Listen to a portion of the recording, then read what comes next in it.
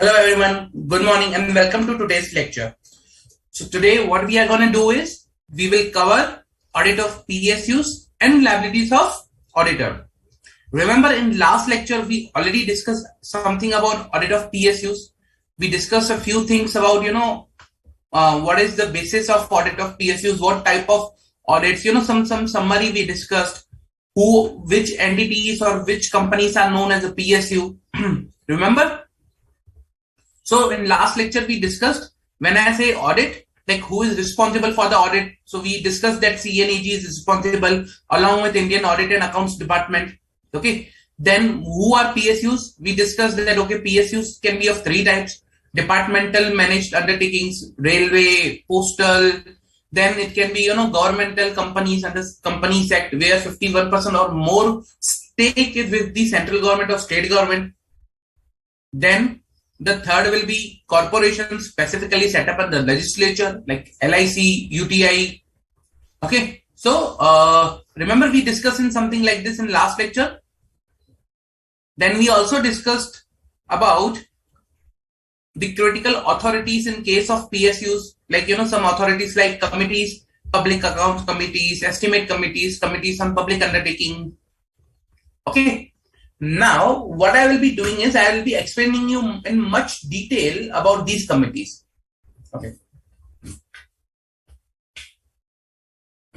So, let's start with, I'll tell you the basis of these committees. Now, what happens is once, these committees are formed, these committees review the report of CNAG and the issues which are mentioned in the report. They analyze the issues. Okay. Basis, like they understand, okay, what the CNAG has provided in their report. Okay, they do workings on the issues that is mentioned in the report, and they present their report, like, okay, CNAG report, their comments on the issues of the CNAG and their their findings, analysis on the CNAG report, and they submit both together in the Parliament of State Legislative Assembly, so that Legislative Assembly can easily analyze the report and can take the decision efficiently on the CNAG report. So that's the basic, work of these committees. But having said that, we'll see what are the detailed scope of the committees one by one. Let's start with Public Accounts Committee.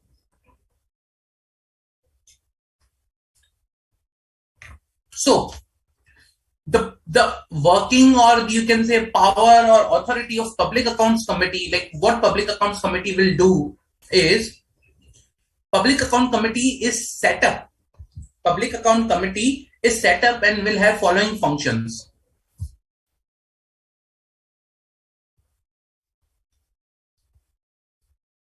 One, examine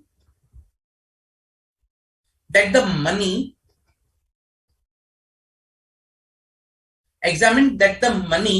that is shown in the accounts, or that is presented in the accounts, were disbursed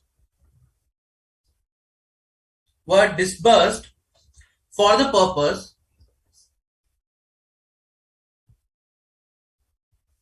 for which they were applied, or for which they were supposed to be applied.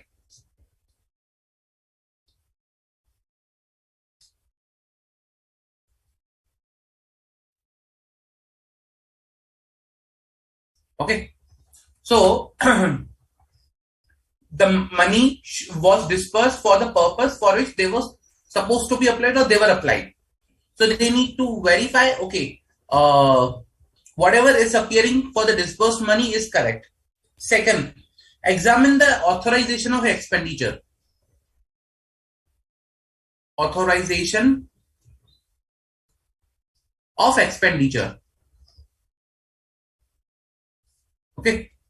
Third, examine the reappropriation has been made in accordance with the provisions, like as per the distribution of the fund. So, examination of reappropriation of funds.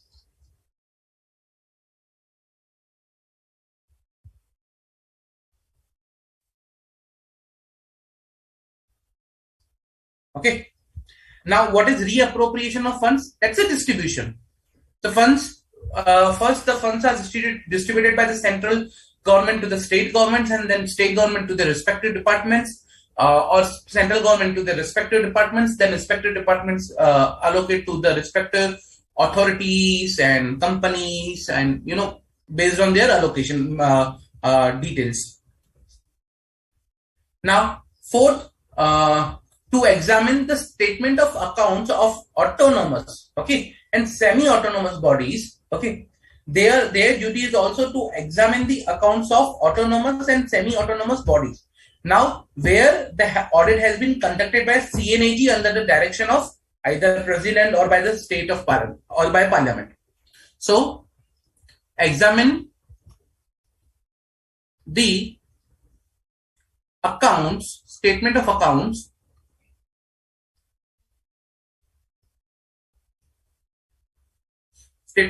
of autonomous and semi-autonomous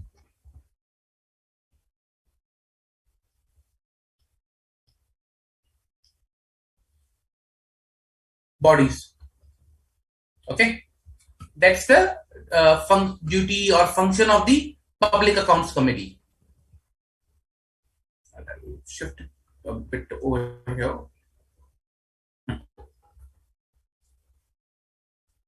Okay. Now the second is Estimates Committee. Okay. Now these will be the functions of the Estimate Committee.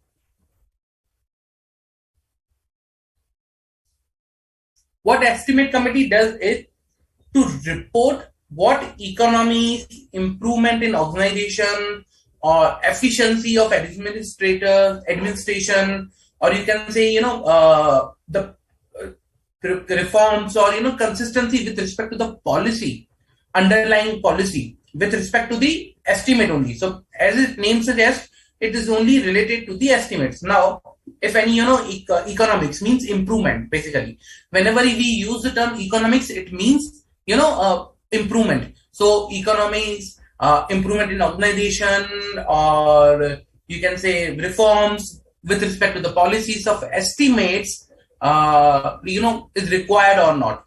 So to report improvement slash, you can say efficiency. Okay.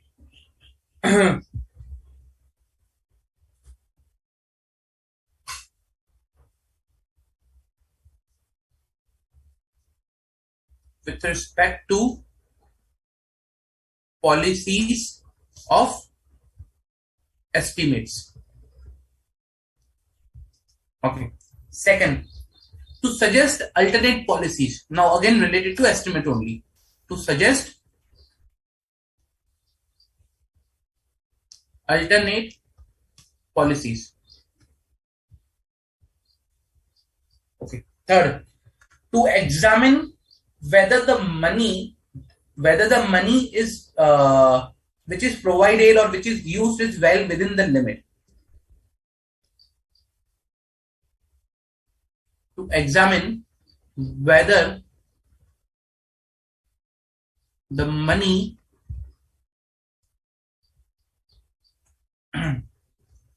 is well laid out within the limit, or you can say used, or you can say disbursed, or wherever it is reappropriated. So if there is something with respect to the money, then whether it's within the limits or not.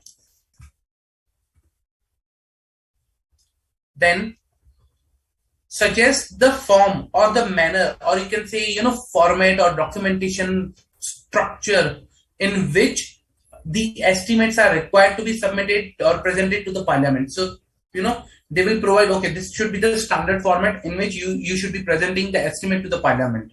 So to suggest format of estimate to be presented to Parliament.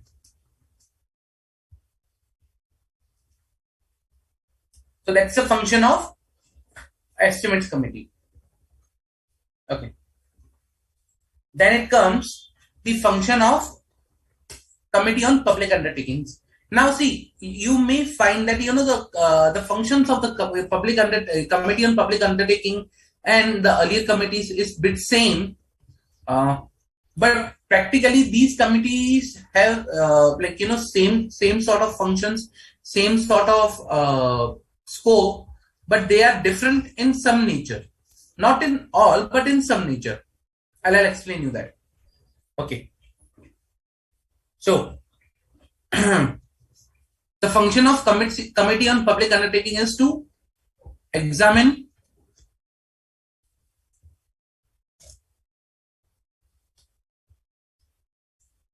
FS, financial statement of PSUs, public sector undertakings, then to examine the reports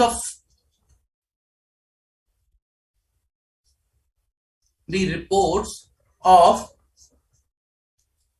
CNAG on PSUs, okay, to examine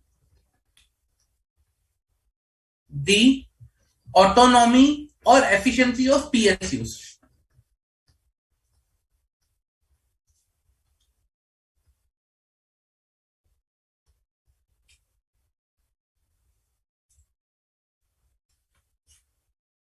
Okay, then to exercise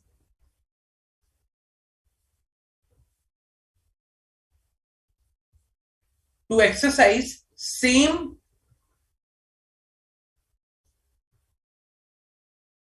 powers or slash functions which are given to estimates committee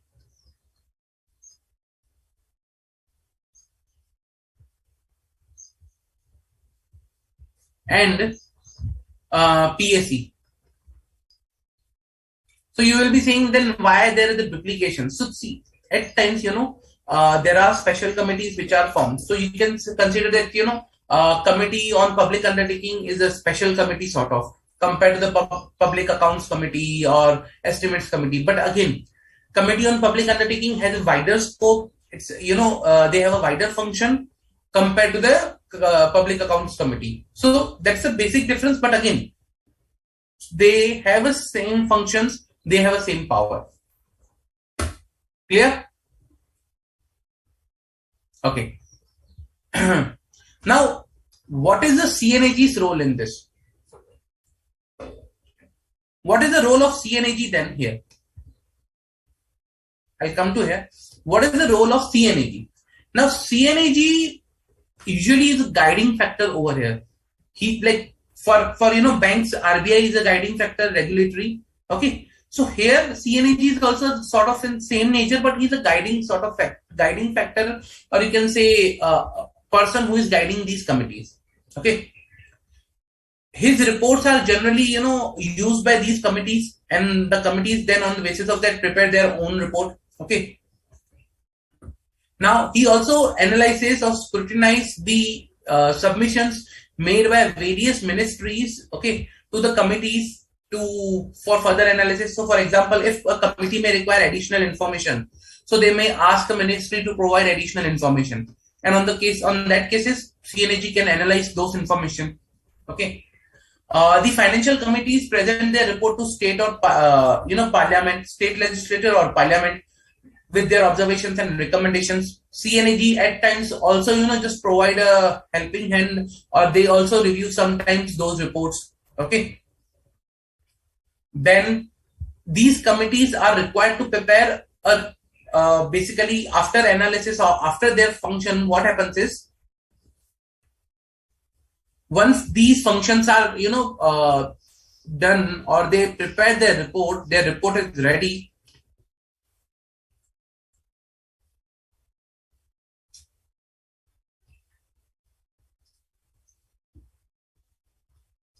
of CAG report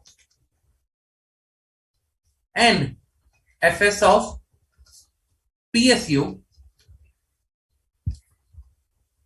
committees prepare their own report. Along with that, they prepare one action taken report, action taken report, or you can say action taken summary, or action taken something, list. Everything is there.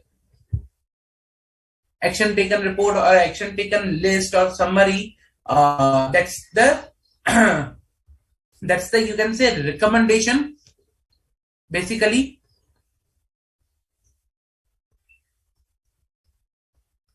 okay, that's the basically recommendation of the committees, and this recommendation is presented to the parliament.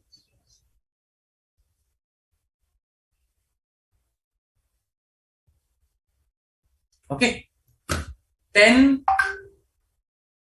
so this is the whole procedure for the whole actually scenario, how it works. CNAG prepares the report, CNAG then it goes to the committee. Committee reviews, analysis, prepare their own report. Then committee, along with the action taken report, present these reports in the parliament.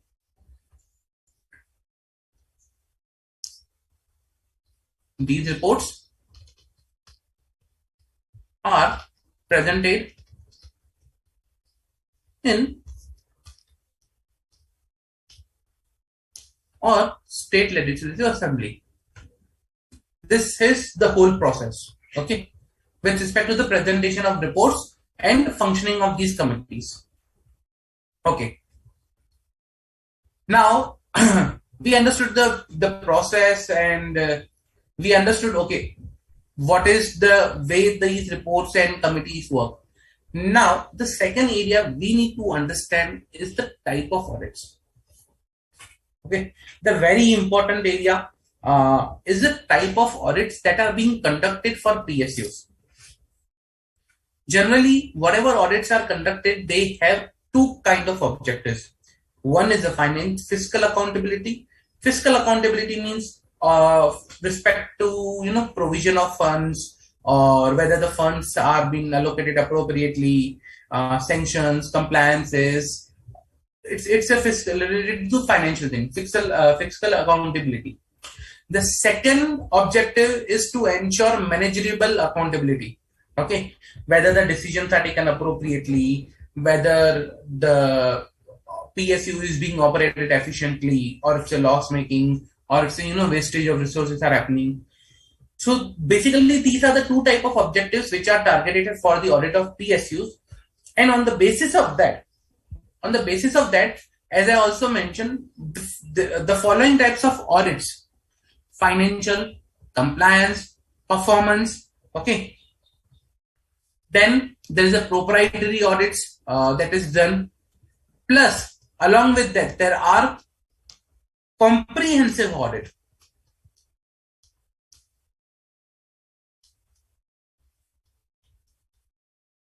Okay, comprehensive audit. Comprehensive audit is a combination of 2 to 3 audits and areas which are covered in the comprehensive audit. So it's a bigger scope, you can say, in the case of comprehensive audit.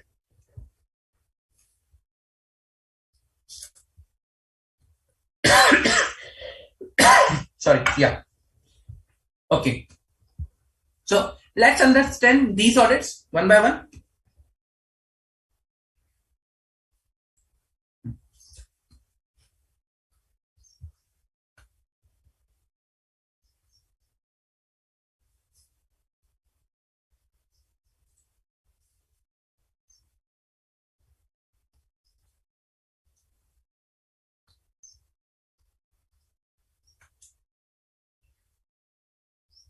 First, let's understand the structure of the audit, how these audits are and what are the characteristics of these audits, or you can say elements of the audits of PSUs.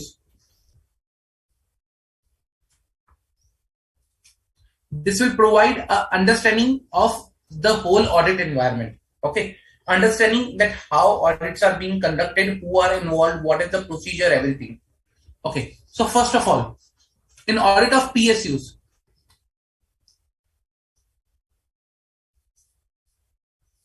it's a three-party audit. Okay, three-party transaction where the first party is the auditor. Second party is a auditee. Basically, we call it a responsible party.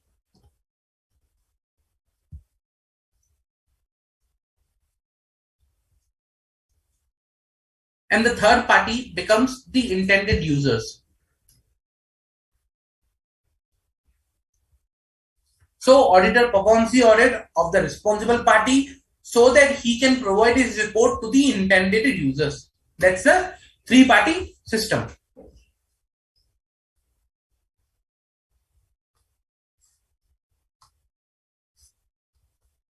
Clear? Okay.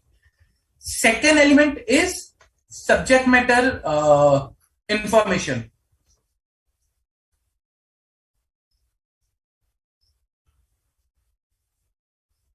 So what about subject matter information? In case of PSU audit, subject matter criteria, I'll explain three terms. Subject matter. So in case of PSU audits, subject matter refers to the activity that is measured, or you can say evaluated against a criteria. Let's say, for example, if I want to measure a performance of a PSU, let's say how the PSU is being performed. So that will be a subject matter. That particular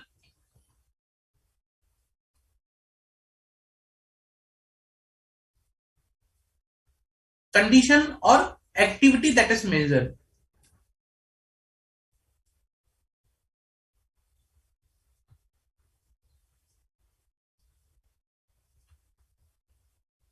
Okay.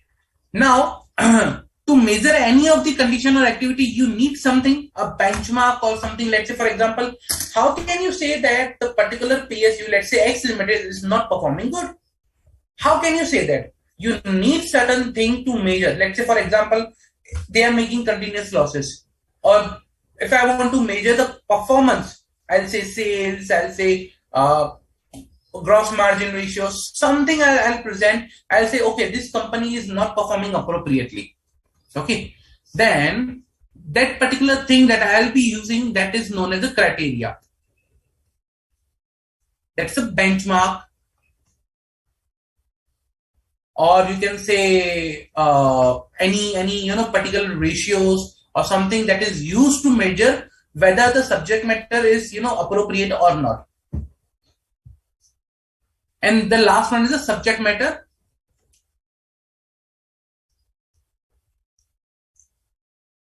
information. Okay, now subject matter information is something, you can see outcome of the analysis of subject matter and criteria. Outcome of analysis of subject matter versus criteria. That's the subject matter information. Now, why we need to understand these three terms? Reason because till now we were talking about financial audit at every place. Okay, but in case of PSUs, it's not only about the financial. Financial is a part that we are already seeing. But other than the financial, in case of PSUs, it is proprietary audit, performance audit. So in that case, you need to understand how these audit work.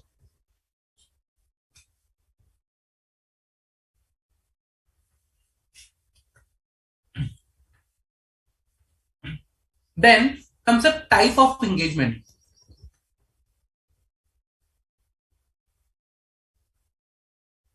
In PSU audit, there can be two type of engagements.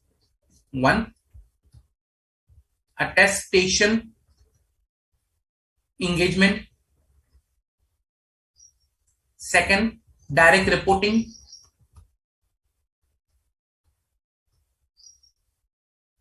engagement. Okay, attestation engagement or direct reporting engagement. Okay.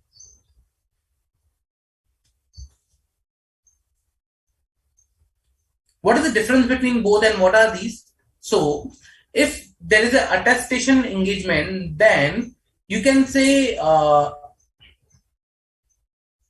it's generally, it's generally the auditor provides the information.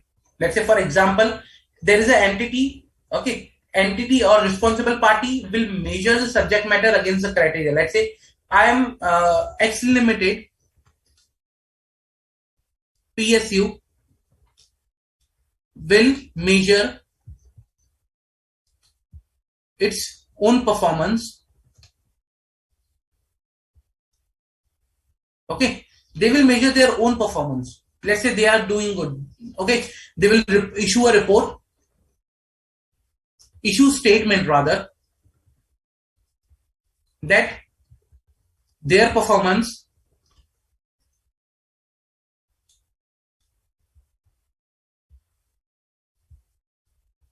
was uh, excellent during FY 21-22. Okay, let's say hypothetical example. This is an example. Now, when I say attestation engagement, in that case, this particular statement, okay, this particular statement will be verified and audited by the auditor, and then he will issue report. He will issue report upon express. He will issue report with a conclusion or expression of opinion. So he will express opinion here, whether this is correct or not. That's a attestation function. Means the auditee, or you can say responsible party, itself presents a statement, okay, and auditor verifies and expresses a opinion. That's the attestation engagement. In direct reporting, it's the auditor who measures the subject matter against the criteria. For example, in the same example, okay, here X Limited issued a statement. Now the auditor will issue a statement that the performance of X Limited was excellent during FY 21-22. That's a direct reporting engagement. Okay, so this the two type of engagements that are usually present or in this kind in PSU environment.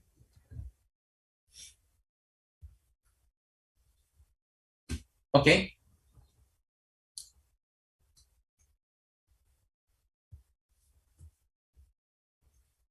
Any doubt till now, guys? Any doubt?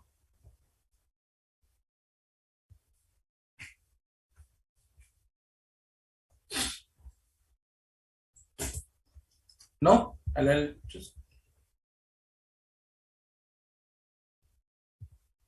just zoom it out if you want to basically copy it down, or if you just want to, write it down quickly for your own notes, then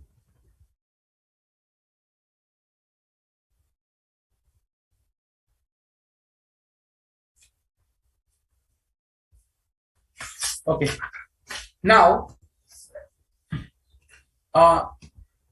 the steps which are basically involved, we'll see the audit of government companies now first, and we'll see how the audit of government company is carried out. Okay, and what types of audit for a government company it is carried out. Now this will be for the government companies under Companies Act. When I say government companies, means companies, government companies formed under Companies Act.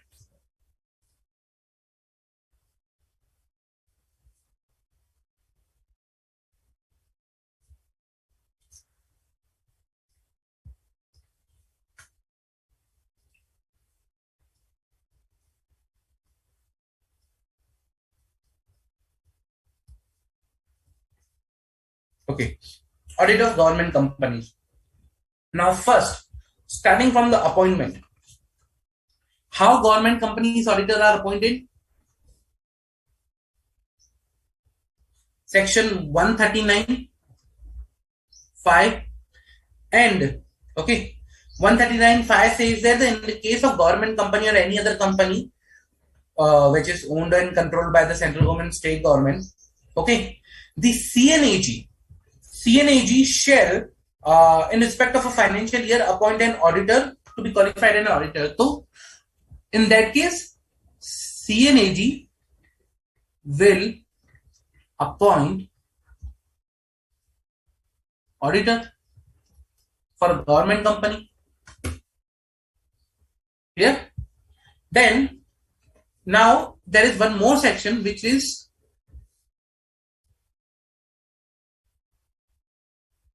139(7). What it says that it is for the first auditor. Okay. In case of a government company or any other company owned by the central government or state government, the first auditor shall be appointed by again CNAG.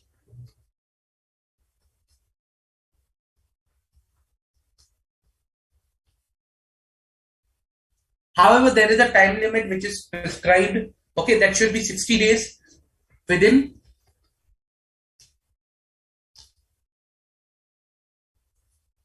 60 days from date of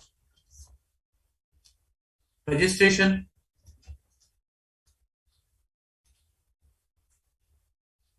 And if that is not done, then board of directors name next 30 days, and in Companies Act, we remember we discussed that particular provision.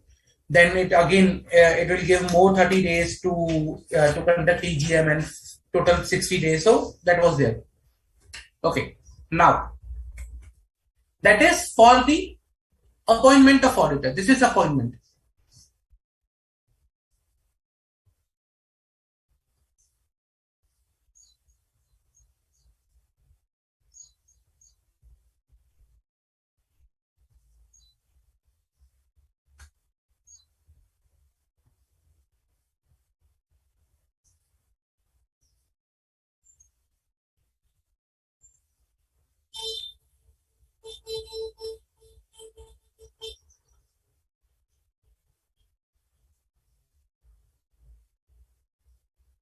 Appointment of auditor of government companies. Okay.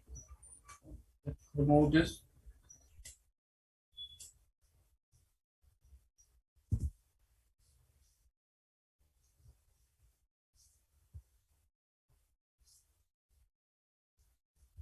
Okay.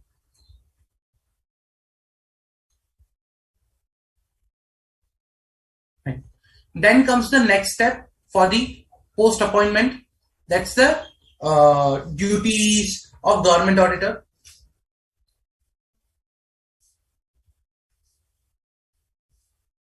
So section 143(5). Now, what is the duty in case of a government company? CNAG shall appoint auditor, that we have seen, and direct such auditor in the manner in which it is, the accounts are required to be audited. So, CNAG will direct the auditor in the manner the accounts are required to be audited. Means CNAG will provide instruction, you need to verify these things, you need to audit these things, there is the critical risk area, and you need to perform the audit in such a way. That's the way the CNAG will guide in case of a government companies. Okay, and auditor will follow. So auditor along with their report. So basically, once the auditor will provide issue their audit report, what he needs to do is, along with the audit report, he will present response to directions by CNAG. Whatever directions was given by CNAG, he will provide the response. Then action taken. Then the impact on accounts, on the accounts or FS, if anything, identified for based on these directions for findings based on these directions.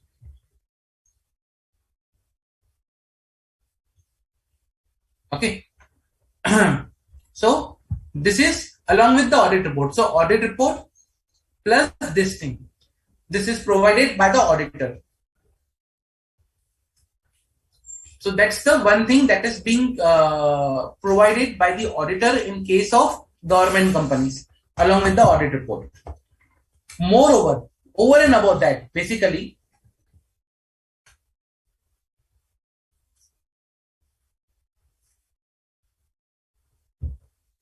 section 143.6.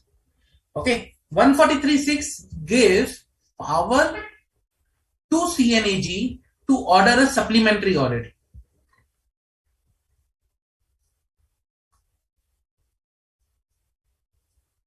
To conduct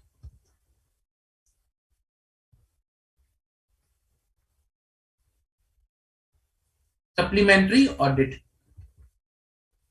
Okay.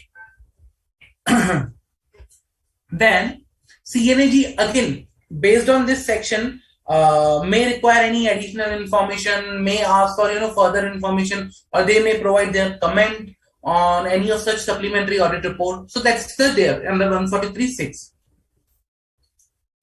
Under section 143.7,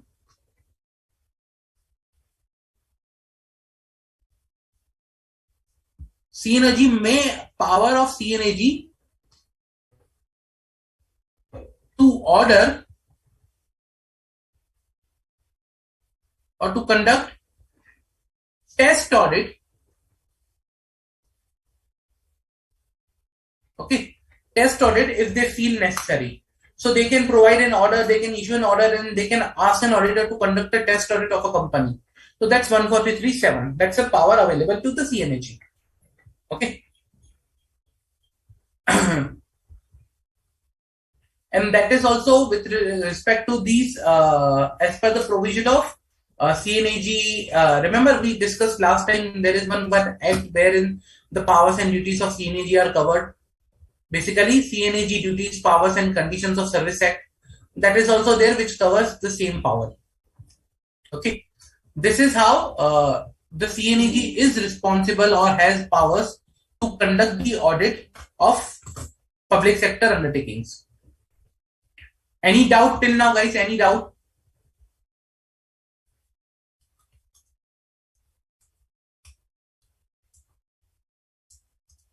Any doubt?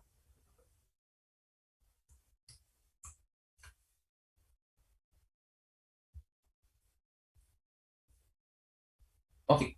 I might have one CNAG report. Let me see if I have that. Just give me 1 minute. If I have, then let me show you the report.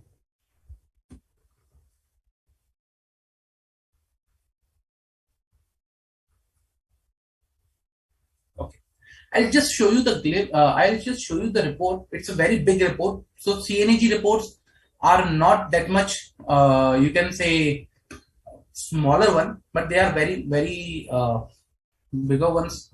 Just a minute.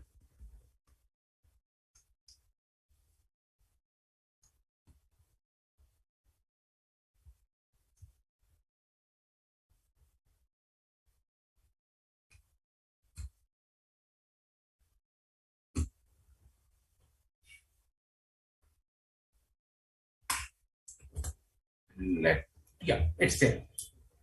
Yeah. So this is a CNAG report. Okay. Now this was a report on this is an old report, not a new one. I have somehow, for the year March 18, I have somehow obtained it. Okay. This is a report of CNAG on public sector undertakings. Okay, how it works is, see, they will provide this information: general accountability framework, submission of accounts, investment in state, coverage of this report, functions and of power sector, PSUs. Again, different PSUs. Then they'll say performance audit of power sector PSUs. They will have a different PSUs over here. Okay, I'll just show you some of the things in that particular thing.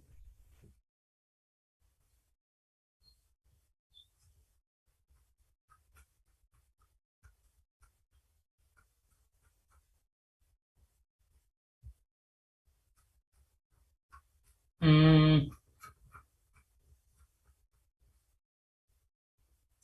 See, compliance audit observations. So remember we were talking about compliance audit. So see, they have compliance audit observations like unproductive investment amounting to this, undue favor to a contractor amounting to this.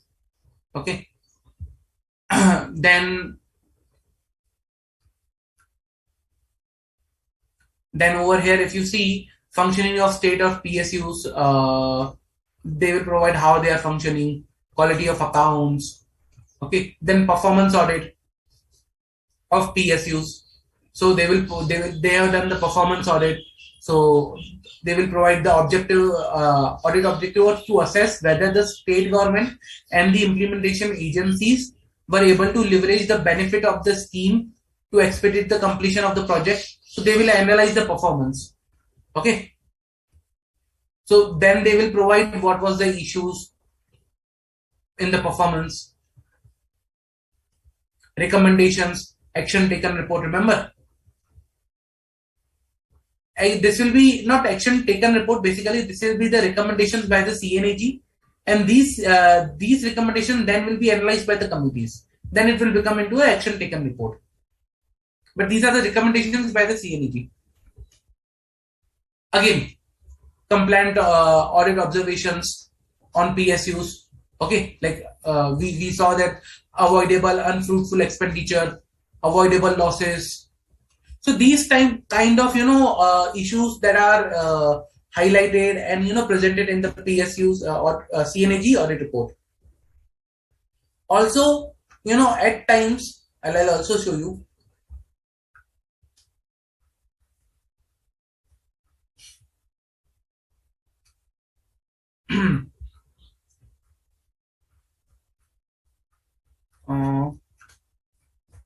I'll show you in a minute. Yeah, performance in detail. Like here, see the performance, which is for each and every PSU, or let's say this is a power sector. So power sector PSU's performance is measured over here.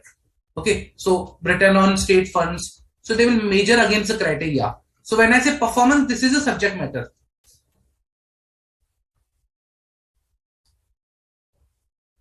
Okay, now this subject matter is measured against a criteria. Now that criteria might be, let's say, for example, in this case, let's say return, how much return they are getting. Okay, so if they are getting appropriate return, then that's a criteria. Return on investment. So that's a criteria, and then they will say, okay, what was the historical, everything they will provide. What should be the return for the current period, whether it is appropriate or not, and whether that is they will provide their conclusion. And once they will provide their conclusion, that conclusion will become your subject matter information, or you can say that we discussed already.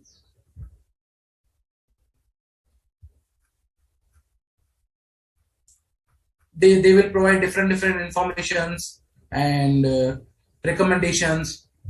So that's the main thing. See, this is the detailed power sector audit, performance audit.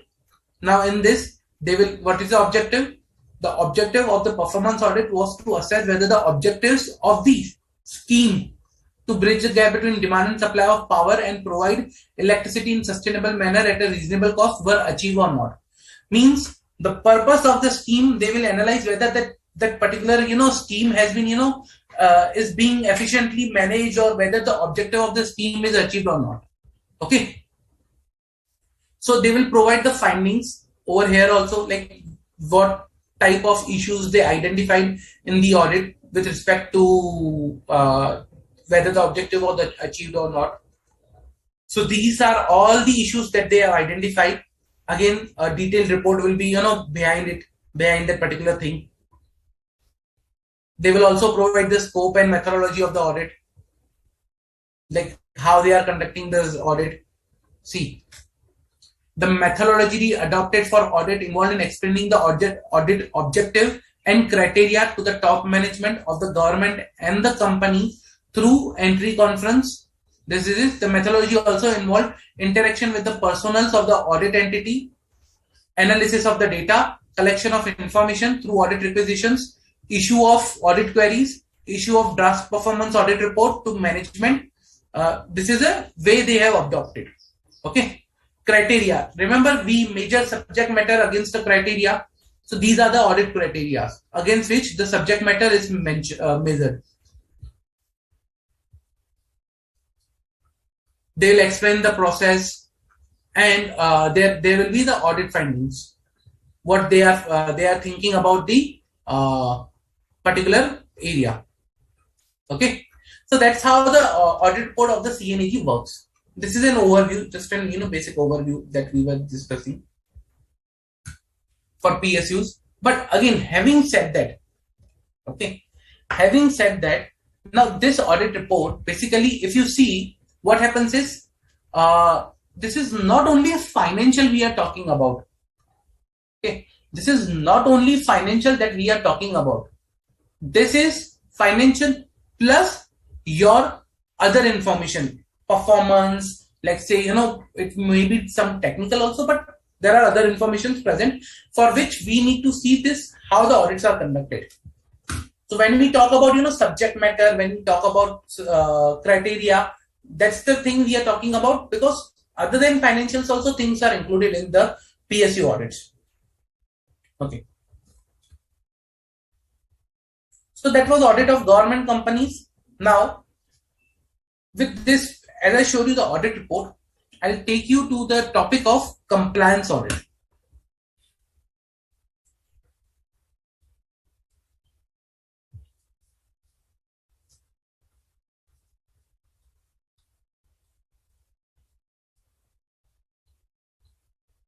Okay, I'll take you to the topic of compliance audit that we were seeing right now. Now, what is compliance audit? Compliance audit is nothing but independent assessment. When I say compliance audit, compliance means independent assessment whether given subject matter is in compliance with applicable criteria. So when I say compliance of criteria for a subject matter.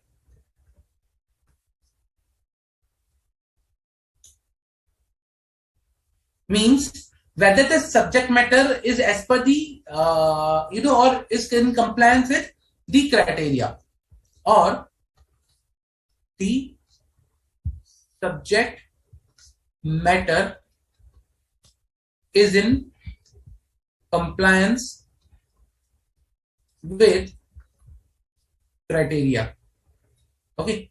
Now, criteria can be various criteria depending upon the subject matter. So, if the subject matter is in compliance with the criteria, then that's the main purpose of the this whole exercise. Okay, then we can say of compliance audit. Okay. Now, let me see if I have a compliance audit report available with me. But I can also show you and explain you.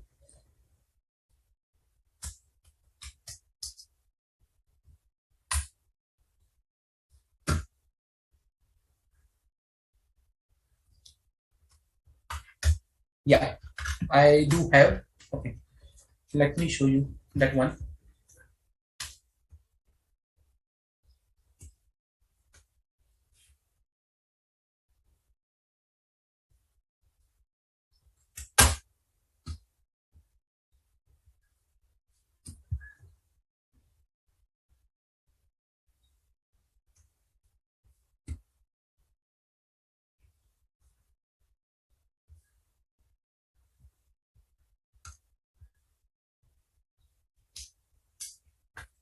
This is again a compliance report, compliance audit report that I am talking about. And through this, I will be explaining you how the compliance audit is conducted and what is the compliance audit. Okay. Now, compliance audit is linked with two things. One, regularity. That is regularly whether it is the things are compliance with the thing, and proprietary. That is the observance of the general principle governing sound financial management. Okay. Let's say in this particular area, this is a compliance audit observations of on PSUs. Okay. Let's see. So blocking of funds due to erroneous selection of land. Okay. Now they selected the land not appropriately. So this is one of the observation that was there. Okay. And I'll show you.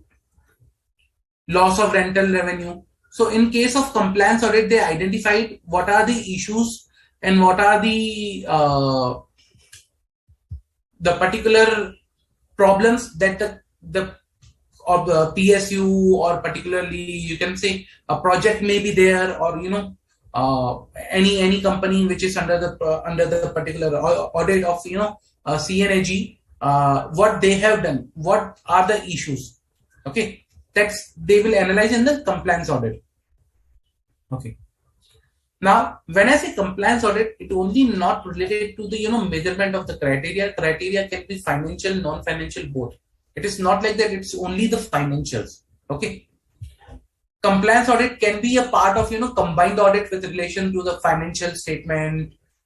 Individual compliance audit can be done, or in combination with the performance audit. So there are various ways compliance audit can be done. But the point here is, in compliance audit, what is the main criteria, main thing that is observed? It is whether the subject matter, whatever subject matter it is, okay, whatever subject matter it is. So whether the subject matter is in compliance with the criteria, that's the main important thing. I'll show you one more thing also if I have.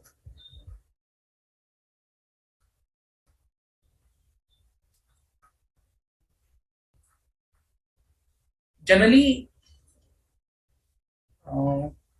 let me check if I have another report for you guys to show.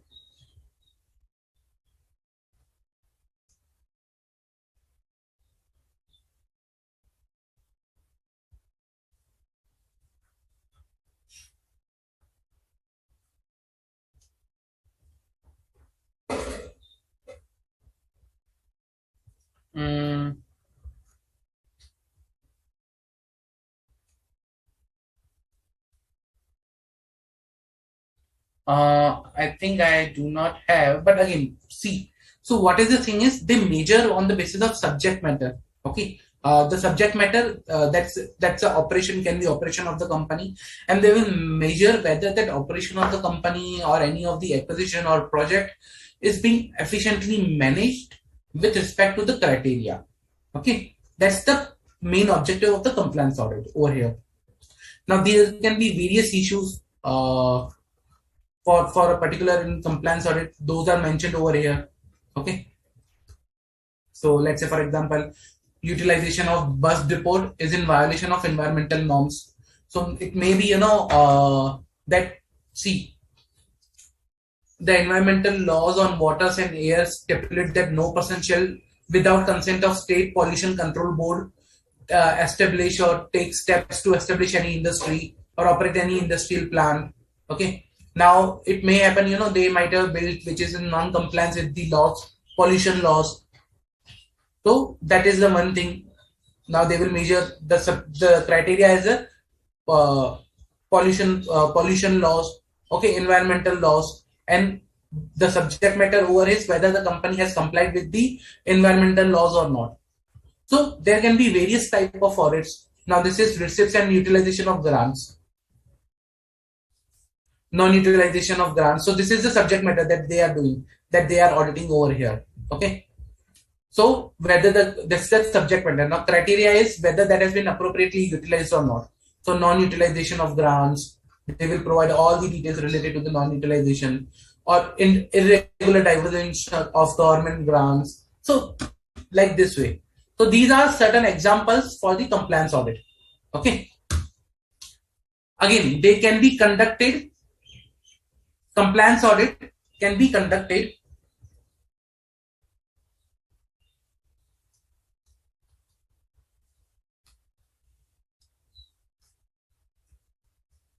as a part of financial audit.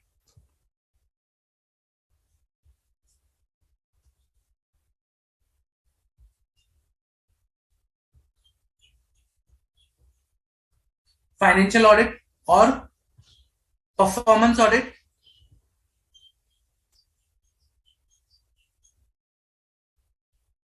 or on standalone basis.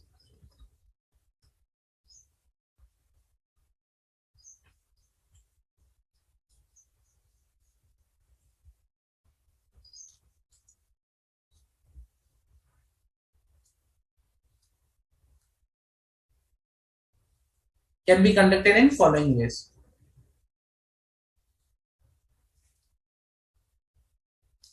Okay. Any doubt, guys? Any doubt?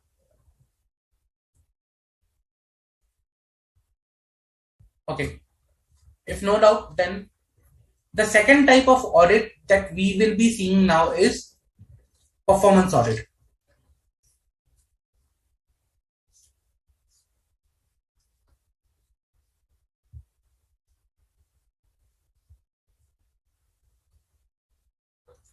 Now, the objective of performance audit is to examination of evidence, okay, to assess the performance of a government organization. Now, here, the and when I say performance audit, they will assess the performance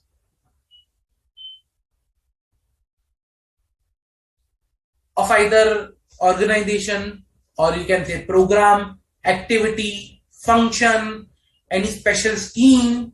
Okay, they will assess the performance of that thing. When I say performance, what is performance? When I say performance, performance means whether the objective of that particular scheme was achieved or not. So each and every scheme, program, activity is conducted for an objective. So when I say performance means whether the objective of that particular subject matter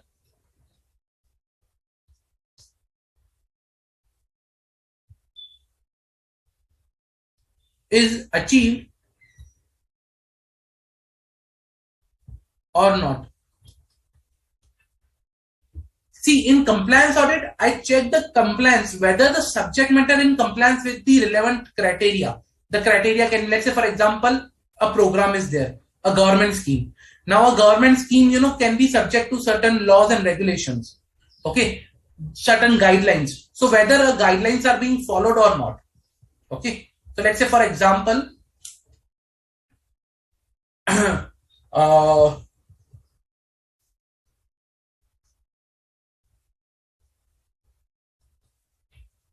food subsidy scheme. Okay. Now, when I talk about compliance audit,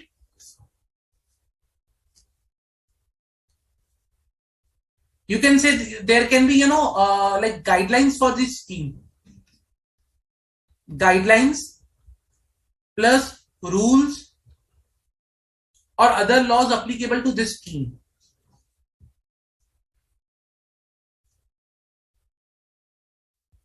Okay, applicable to this scheme. And when I say compliance audit, I need to check compliance of this.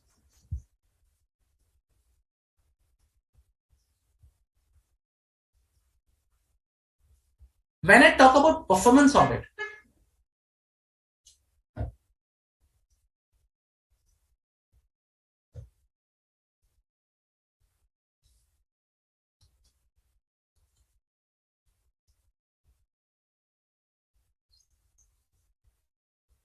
Now there is an objective of this scheme.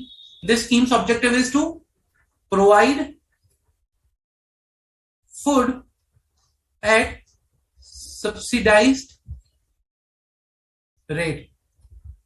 That's an objective.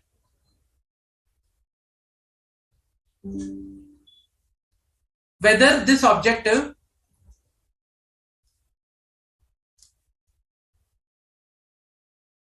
achieved or not. Simple. That's the performance audit. Whether this objective achieved or not. Not only the objective, but the main, whether after the, identifying whether the objective is achieved or not, the next step is to improve public accountability. Now today, if you come to know that the objective is not achieved, then what is the next? Okay. To improve the public accountability and to oversee corrective actions. That it will not only look for the objectives whether are achieved or not. If they are not achieved, then they will provide suggestion. Okay, what can be done in this particular case, and they can provide more, oversee corrective actions. Okay, these were the things that were required to be done, whether they have been done or not. Okay, again, I'll show you one example. We'll discuss that.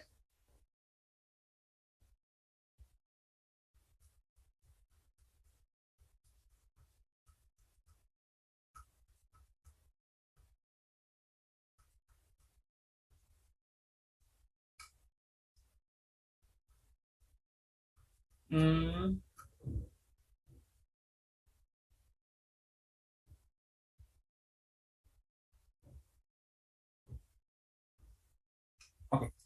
See this one. This is a performance audit. Performance of execution of this thermal power station at, of this particular PSU. This is a PSU, Raichur Power Corporation Limited. Okay. Now they will do a performance. That performance audit has been done. Fine. They will provide the introduction. What was the scheme? Okay. Because when I say a performance audit, they will measure as per the objective. So for that, they will provide what was the introduction about this particular thing, how it was formed, objective, as we seen. Remember,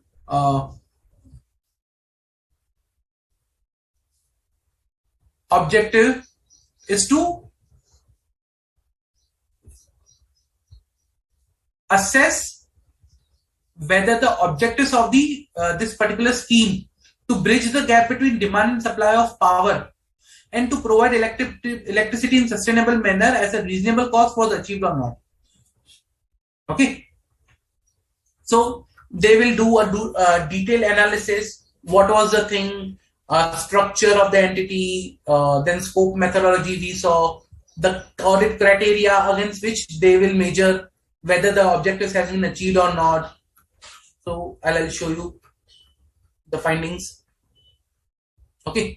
They have defined the findings in 3 categories. Like one is a strategic planning for execution, one is the obligation of JV partners, and deficiencies in implementation of ancillary works. So their findings is basically summarized in 3 paragraphs. Okay. So they identified that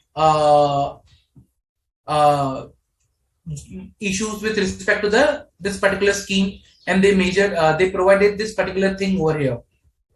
See, deficiencies and implementation. I'll take you to the. These are the detailed ones, very detailed ones. Okay, and technical also.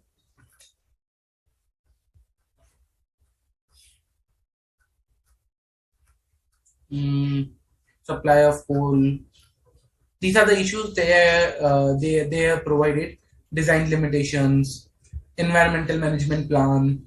So these all are the issues that they have identified, and that's the conclusion. Okay. This thermal power station project was taken up for bridging the gap between demand and supply. Okay. The unit of the projects was scheduled to be completed by April 14 and October 14 were declared ready for commercial operation only by March and April 17. So there was a delay, 3 years. They will also say that, okay, despite investment into the project, due to cost and time overruns in this project, electricity companies of Karnataka had to procure this much short-term medium power to meet the deficit during these years. Okay. So then they will provide, this is the issue they provided, that the additional cost incurred and the cost per unit, this was this much, everything they will provide. What was the issue? Then they will provide the recommendation. Company needs to take immediate time-bound actions to complete balance of the plant work, take actions to implement environmental management plan. Okay, that was one of the performance audit that was there. Now, compliance audit. Okay. So when I say compliance audit, there are guidelines given, like the expenditure should be done appropriately, there should not be any wastage, or so these guidelines are required to be complied with throughout the particular project. Okay. Now here they have provided, okay, see, observations on unavoidable unfruitful expenditures and cases where intended objectives of the project were not achieved. So they will provide these things in the compliance audit, like unfruitful expenditure, again, extra payment to the contractor,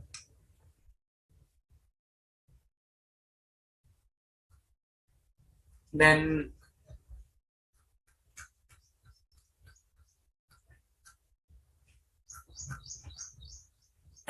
that's the compliance audit. Okay. So this is how the performance audit and compliance audit is carried out. Now, so as we seen in the performance audit, the focus is on 3 areas, basically, you can say. In performance audit, the focus goes on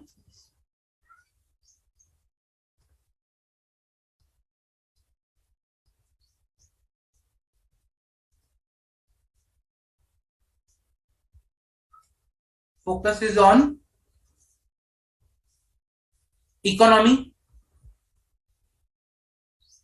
efficiency, okay, and the third one is the effectiveness.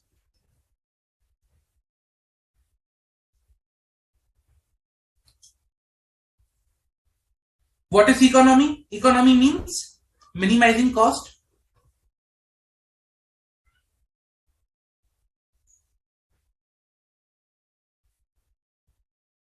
okay. Efficiency is input output,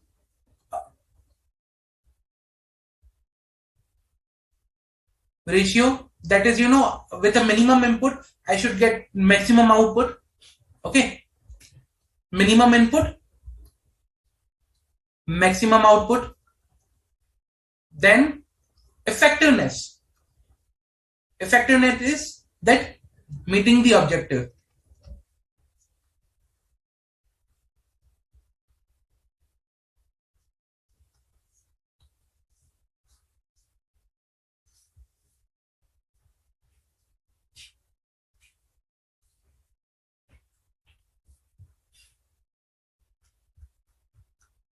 Clear? Now, from where CNAG gets the power to conduct the performance audit? Okay. Now there are provisions contained in the Companies Act also, plus in CNAG's specific act also, that is section 19(1). We have already seen these sections where audit of government company can be done, but there is a section 19(1) of the Controller and Audit General Duties, Powers and Conditions of Service Act that gives power to the CNAG to conduct audit of accounts of government companies and in accordance with the provisions of Companies Act, and also to conduct a relevant efficiency cum performance appraisals. So that's basically power that comes to the CNAG to conduct these audits. Okay.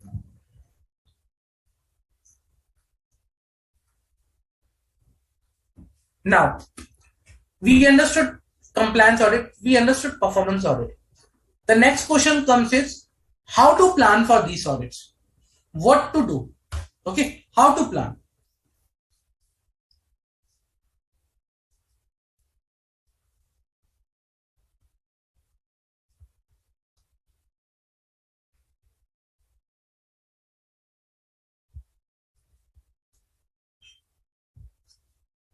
What are the steps that you are required to take while planning these audits? It's pretty simple, step by step approach. First of all, you need to understand the entity and program.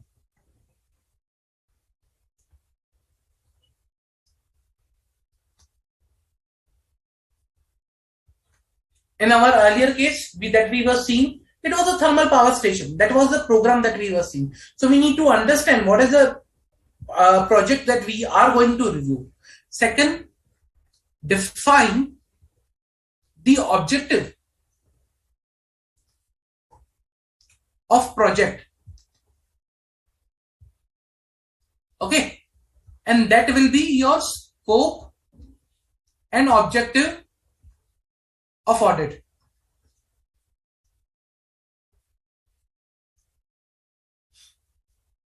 Third, determine audit criteria.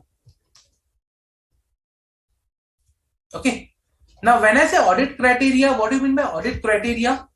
Audit criteria means whether the program is meeting the expectation. How will you measure that? It may be manuals of the entity, policies, standard we saw. In case of this thermal power one, what was the audit criteria? To provide the power and to meet the gap. That was, to meet the gap for the demand and supply of power and to provide power at a sustainable and reasonable cost. That was the audit criteria. Now here, the audit criteria, you need to determine the audit criteria. Then determine audit approach. Remember in previous example, let me show you again. In this example, we saw that this is the audit criteria. This is the audit approach basically.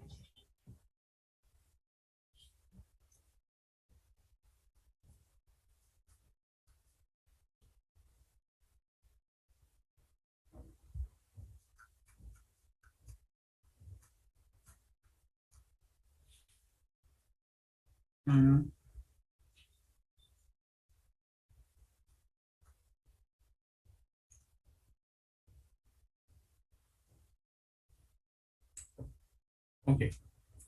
Yeah. Yeah. This is your audit approach.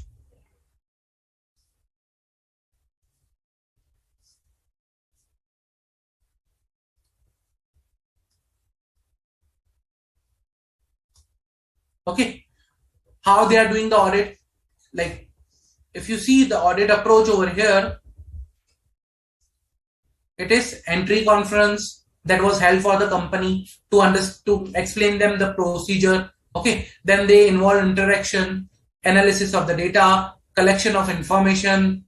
Okay. Then through audit requisitions, issue of audit queries, and then issue of draft audit report. That was a procedure or approach they were following for the this particular thing.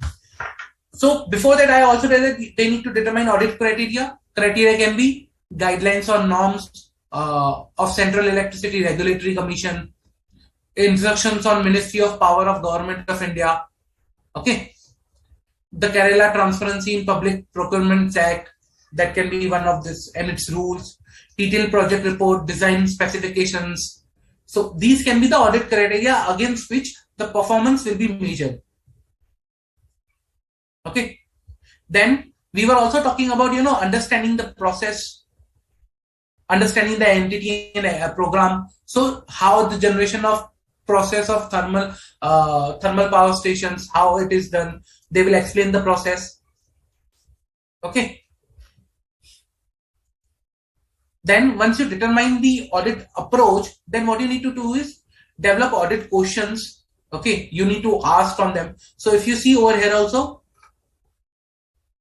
they were asking audit, they were asking interactions with personals, and they were asking questions, collecting information. So you need to ask question from the team. You need to ask them what is the procedure, what is the thing. You need to ask for the data. You need to design your audit questions in such a way that you can get a appropriate information. So the purpose of developing audit questions is to get appropriate information. Okay. Then you might require external, outside expert, or you might require an audit team. So you need to analyze your audit team also. These things will not be there in the report because that's something different on the planning side. But again, these are the important one. Okay. So let me go back to the notes. Once you determine the audit approach, then what you need to do is develop audit questions,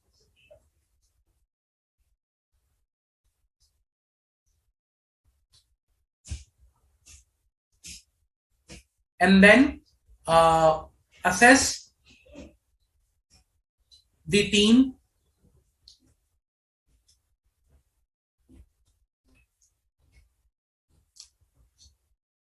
skills and need of outside expert.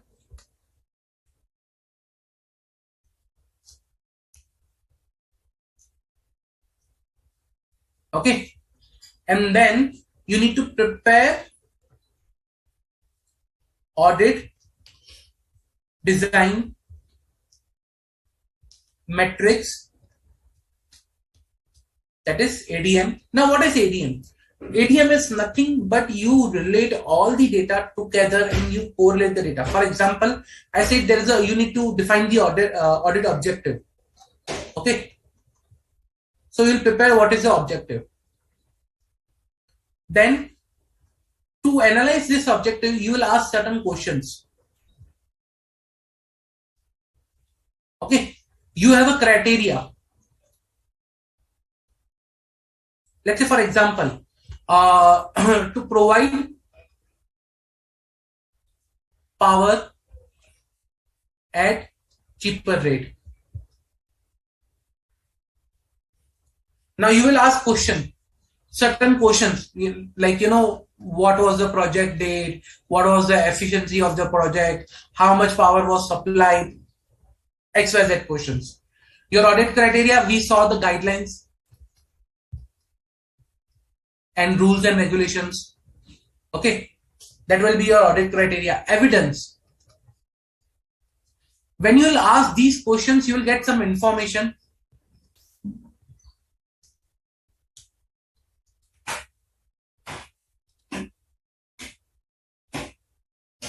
That information is your evidence. Obtained. And then once you get the evidence, okay, and you need to analyze the evidence also. So you need to provide data collection and analysis method that you will use for this particular information. Let's say data collection is a questionnaire and analysis is a trend analysis I will be doing. Hypothetical example. Okay, so when I prepare this particular table, this is nothing but my audit design matrix.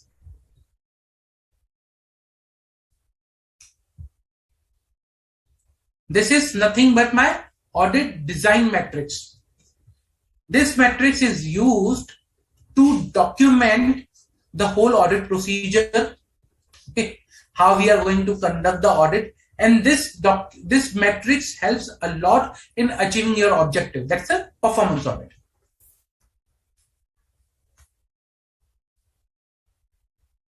Okay. Then other than this, when you prepare this ADM, okay, you also need to inform from time to time, intimate audit entity, okay, about audit program.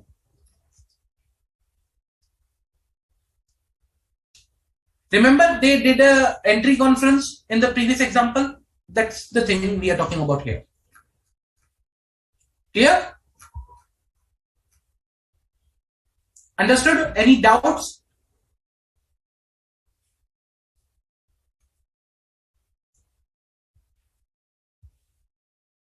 No?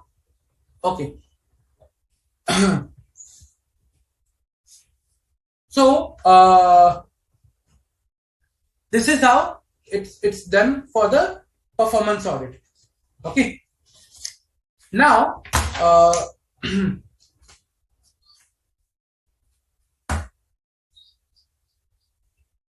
let's do one thing. Let's take a quick 10-minute break, and then we will see some questions and also another type of audit, which is comprehensive audit, quickly. Okay. So let's take a quick 10-minute break, and then we'll continue again.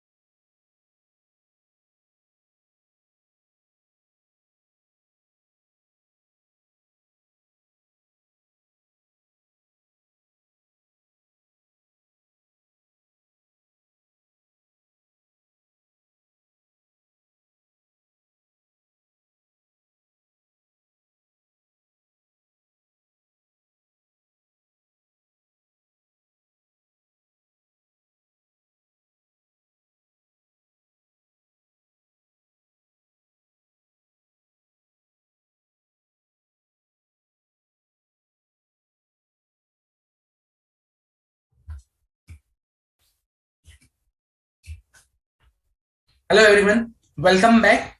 Let's continue the topic.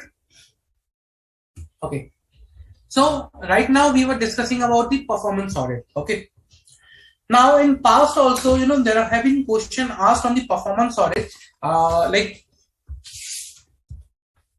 and I'll discuss a few questions on this.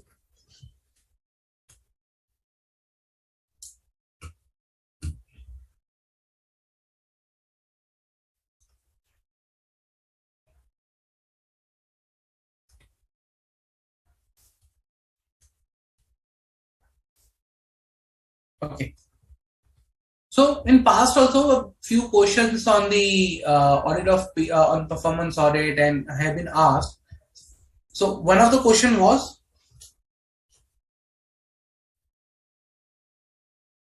uh, factors that are required to be considered. Okay, like you are appointed by CNAG and you are required to consider factors to be considered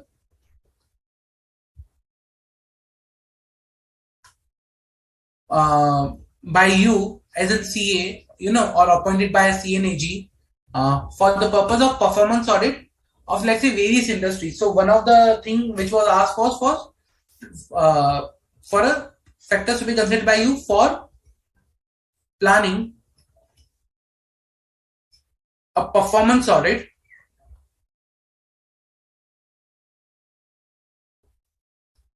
Okay, of, let's say, sugar industry, that was asked, but it can be any industry. Let's say in case of a like example, it can be power industry.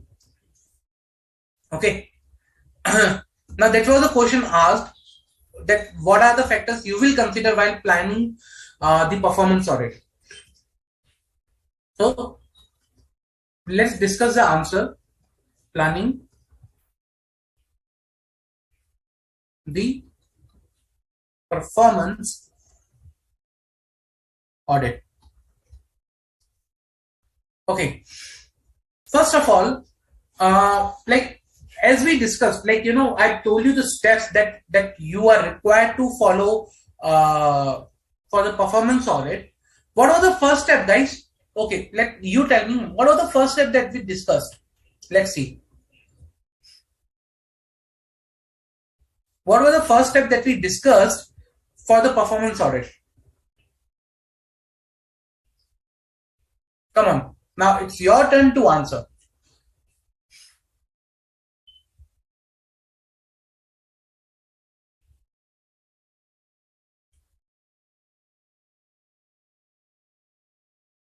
What was the first step that we discussed for the performance audit? Like if you want to perform a performance audit, what was the first step?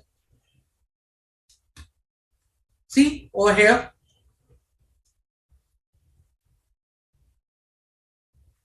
The first step was understand the entity or the program.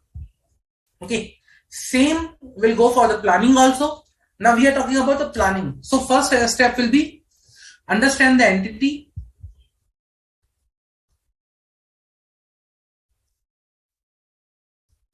and program. Second, you need to consider need or significance. Okay, significance and the need of potential users of audit report. Okay, what they will be looking from the audit report, so you need to plan accordingly. Okay, consider legal requirements. You need to consider legal requirements. Then identify criteria.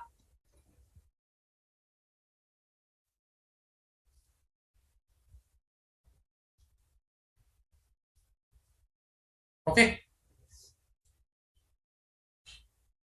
identify management control.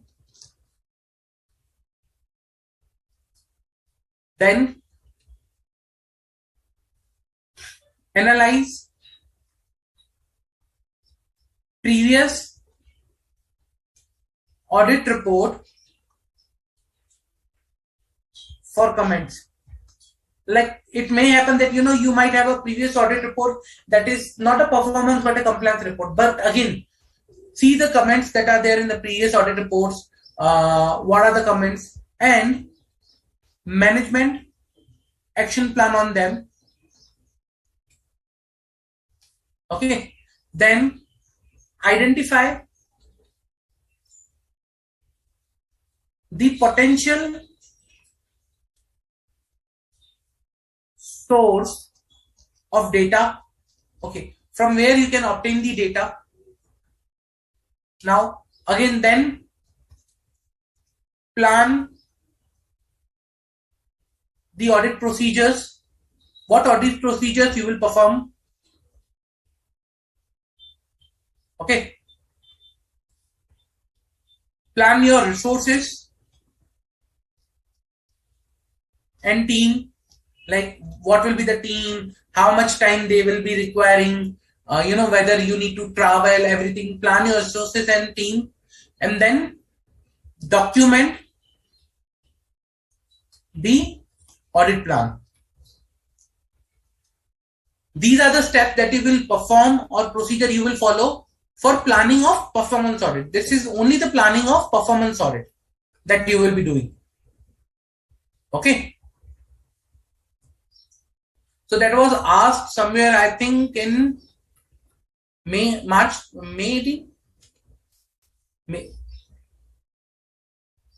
If I'm not wrong, it was May 18. 5 marks, 4 marks. Okay. Now let's discuss. There is one more question I want to discuss on related to the performance audit. Okay. Now you were appointed to perform or to conduct performance audit. You are appointed to conduct performance audit of, let's say, food, not food,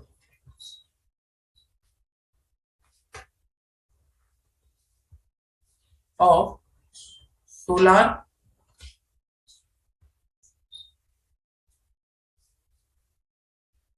power park in X city. Okay, in X city. Now as per the instructions,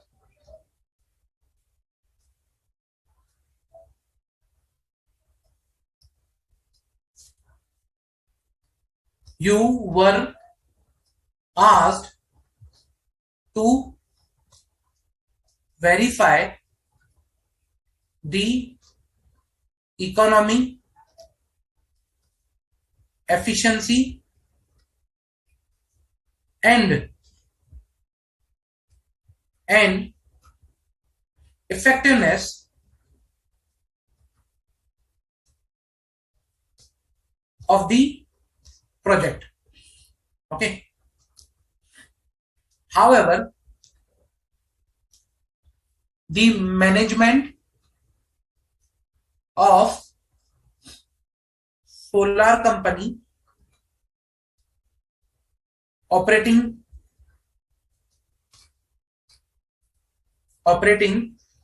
solar power park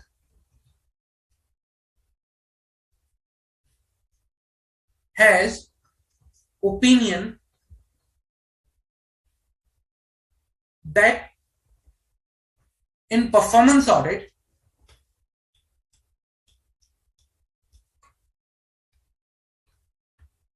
you cannot comment or / verify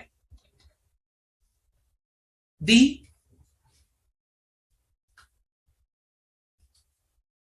cost of resources used cost of resources used, or you can say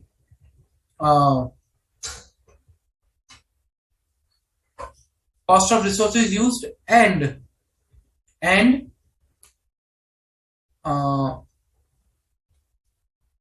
quantity of resources used for this project.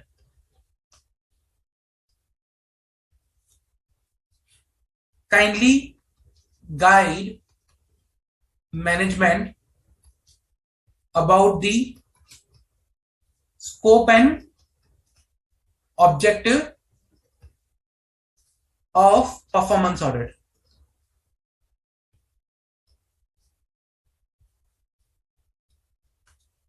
Now simple.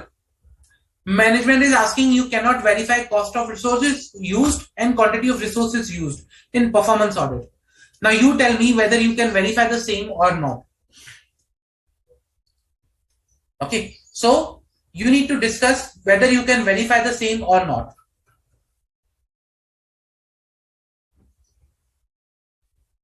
Come on guys. In performance audit, can you verify these things?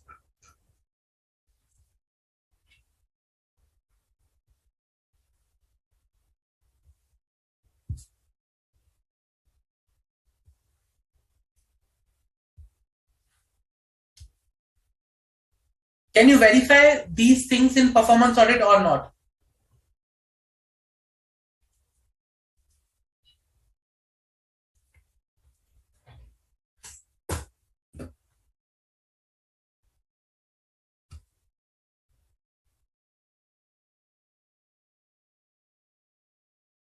Come on guys.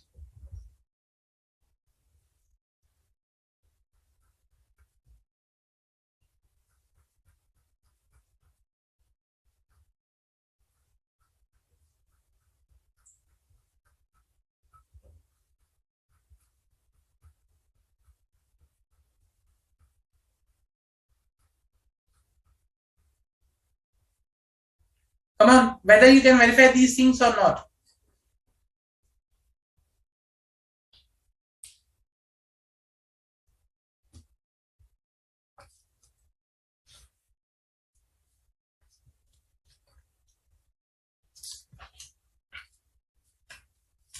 It's pretty simple.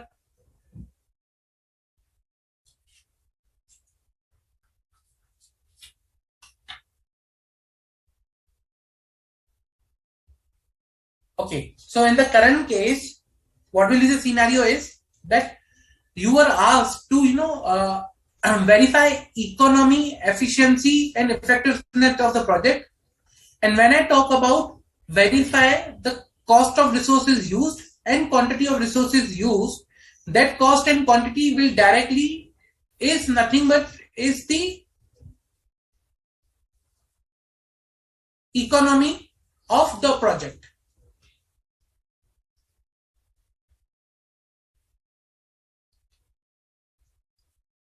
Okay, if we are talking about cost of resources used or quantity of resources used, that's nothing but the economy of the project. That is over here.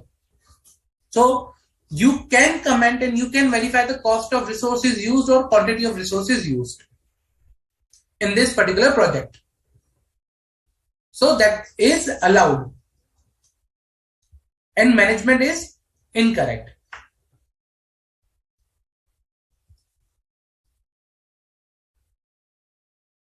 Clear? Okay. So that was a concept about performance audit and compliance audit. Now let me go to another topic, that is comprehensive audit.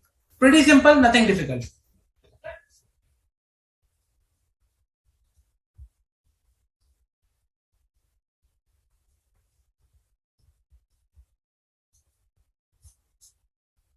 Okay. What is comprehensive audit? Comprehensive audit is nothing but efficiency,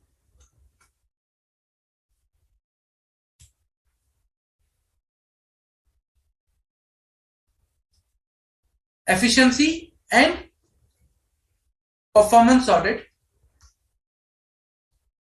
Okay. efficiency and performance audit of areas which are not covered by internal audit. That's a comprehensive audit. So in comprehensive audit, you conduct audit of areas which are not covered by the other audits. Okay.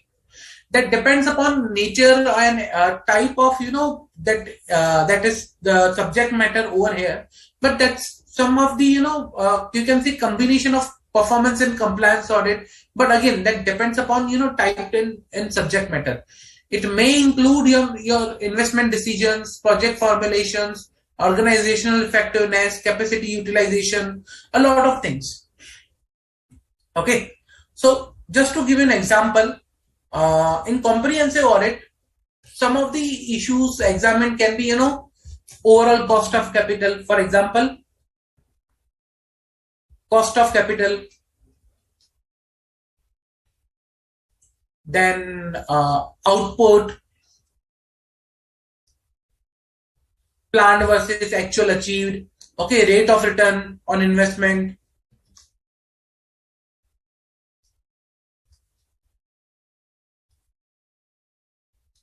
etc., etc. There are details, that depends upon subject matter. But when I say comprehensive audit, you can say it's a combination of compliance and performance audit. That's it. So if you understood the performance of performance audit, okay, here it is efficiency come performance audit, other than the fields which have already been covered by either internal audit or by a professional, auditors for any other audit. Okay. So the starting point of a comprehensive audit, or you can say, review, is basically economy, efficiency, and effectiveness that we have seen in the performance part also. That's a performance audit. Okay. Plus, it's a study of decisions that are taken or related to the setting up enterprise, objectives of the enterprise, areas of operations, budgets, decision makings, appointment of the board of directors, a lot of things. So it can cover, a big area. It's a wider scope. It includes, you can say, pretty much everything in this. Okay. So a comprehensive audit is you can say a bigger area, wider area. It may include, so it includes compliance audit, performance audit, efficiency audit. Efficiency means it's a part of performance also, but again, so all these things are already included.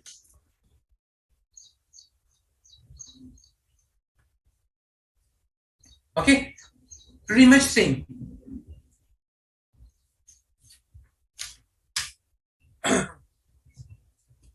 Okay, now the next audit I'm going to cover is very important one, that is proprietary audit. Proprietary audit. This is linked with other provisions of Companies Act and CARO. I'll explain in a while.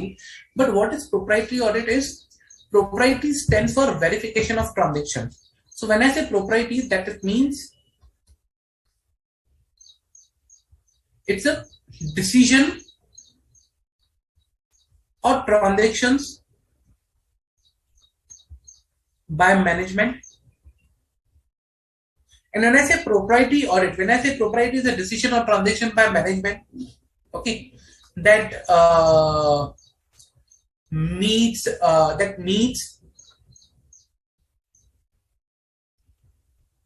public standard or public interest.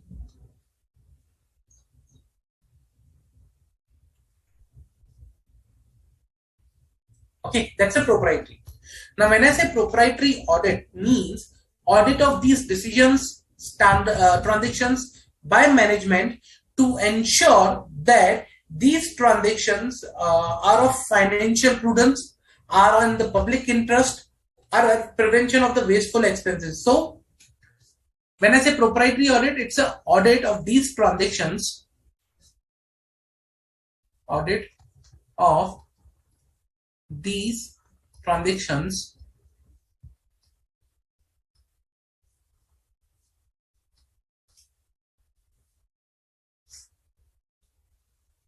to ensure that transactions or decisions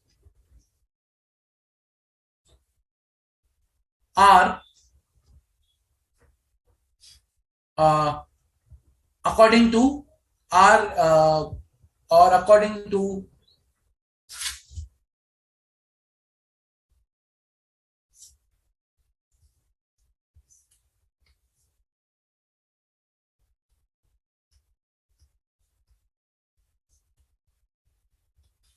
financial prudence, public interest, and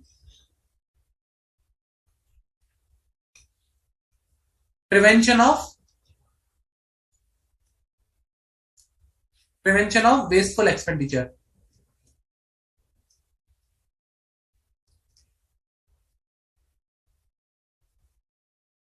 Okay, so these three categories, you can say, or factors that are measured in proprietary audit.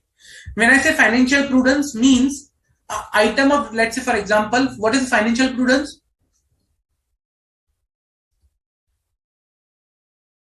Item of rupees 10 purchased at rupees 1000. That is something, financial prudence is missing.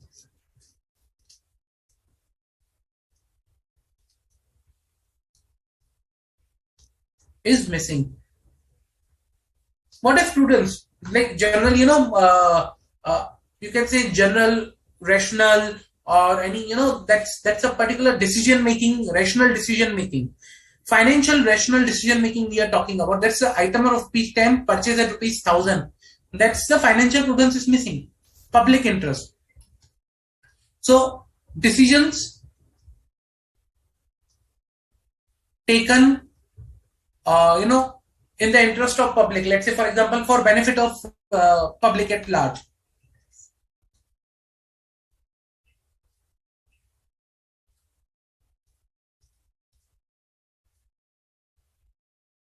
And prevention of wasteful resources expenditure. Let's say for example, a building was constructed, let's say for storage, but it was never used as a warehouse. It was kept empty. So let's say for example, building constructed but never used.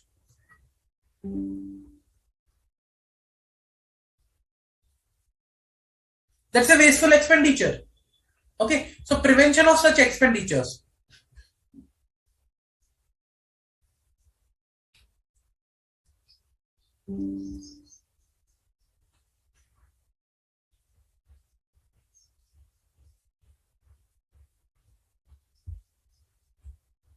That's the main purpose of proprietary audit, to ensure that the financial prudence, public interest, and prevention of wasteful expenditure has been done or not in their decisions and transactions which are carried out by the management. That's the proprietary audit. Okay. Now you can say, when I say financial prudence, that the expenditure is not more than the occasion demands. Like it is 10 rupees. The occasion is demanding that you need to incur 10 rupees, but you are incurring 1000 rupees. That's not correct. Authority that is exercising its power, is more than what is authorized for that particular person. So I was authorized for an expenditure of 10, but I'm approving expenditure of rupees 1000. funds are not utilized in the public interest. So there are certain things which are, are required as a general principle to be confirmed for proprietary audits. Okay. Now, there are already provisions under the Companies Act which deals with the proprietary audit. So I'll show you the provisions. So usually provisions of Companies Act in respect to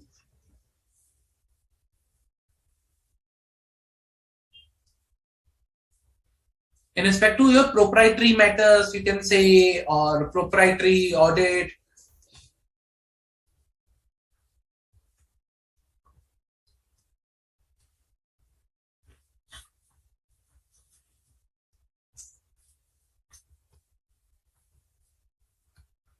So first is my section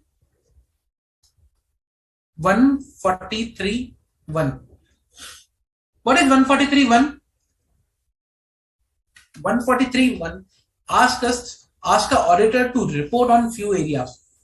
Okay, ask the auditor to report on few areas. Let me show you when we discuss this. We have already discussed when we were discussing Companies Act.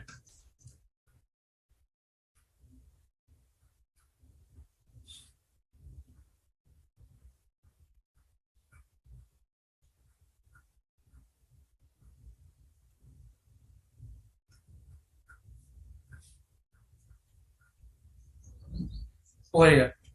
See, at that time I discussed this particular proprietary matters, 143.1, duties of auditor to report on proprietary matters, that loans and advances are properly secured, whether the terms on which loans secured and advances secured are appropriate, or whether they are prejudicial to the interest of the company or members.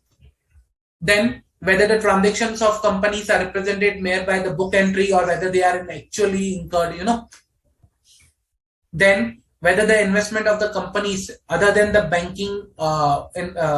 banking company or investment company, okay, in the form of shares or debentures or other securities has sold price lesser than the purchase price. Then whether the loans and deposits shown in the books of accounts, okay, by the company, okay, are appropriate or not, whether the disclosures is given appropriately or not. Then whether the personal expenditure are charged to the revenue account. Then in case, where it is cash has been received for the shares allotted, then whether actually cash has been received or not, it's just, on a book entry. So these are certain proprietary matters which are already there under section 143.1 of the Companies Act, where the auditor is required to report. The same is also applicable for government companies also. Okay. Also, there are matters under CARO. So this was the matters with respect to the section 143.1 that we discussed.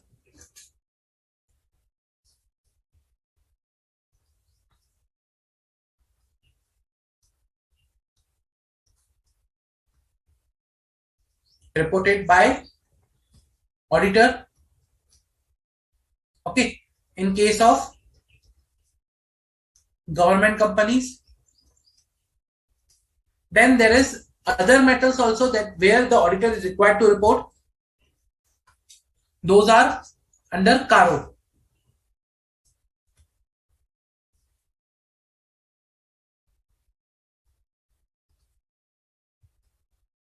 Matters of proprietary nature under CARO 2020. Okay, let us see those matters. The same was again discussed when I was discussing CARO 2020. I'll show you.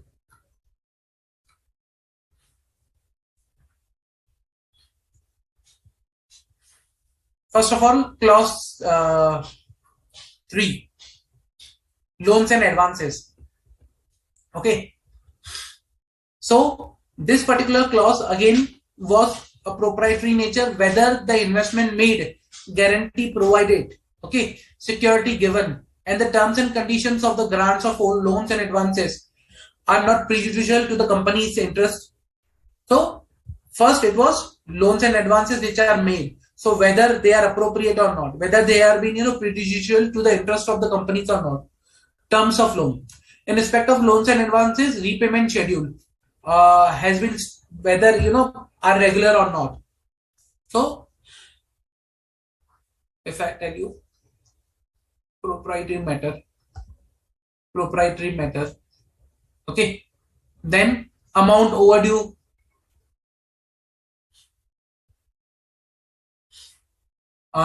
then repayable evergreening of loan. So these all particular were proprietary matter where the auditor is required to report. Then clause 4 where the compliance is required to be seen. Again, that is also a proprietary matter. Then clause 8 undisclosed income.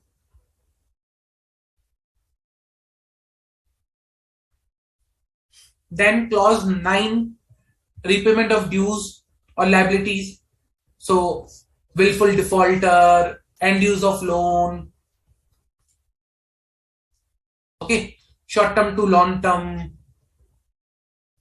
Then funds obligation.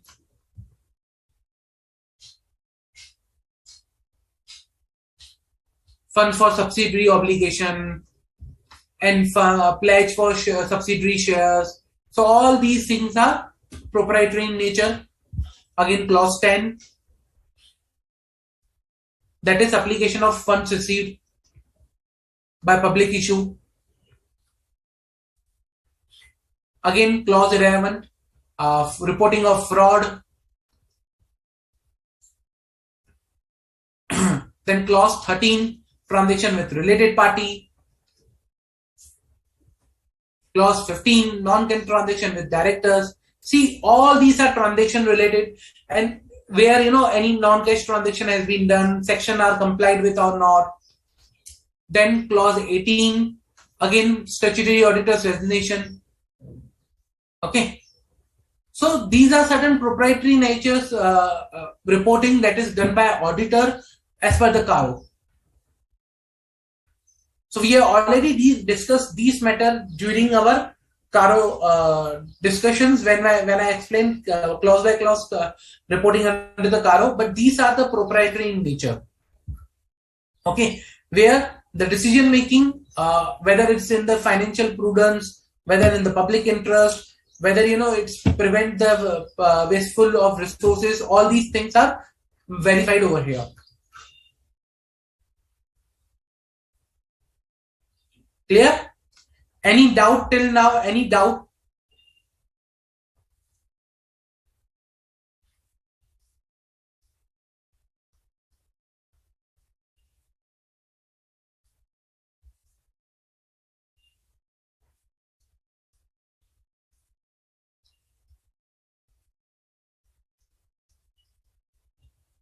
Various clauses of CARO are in proprietary nature for reporting that we discussed right now.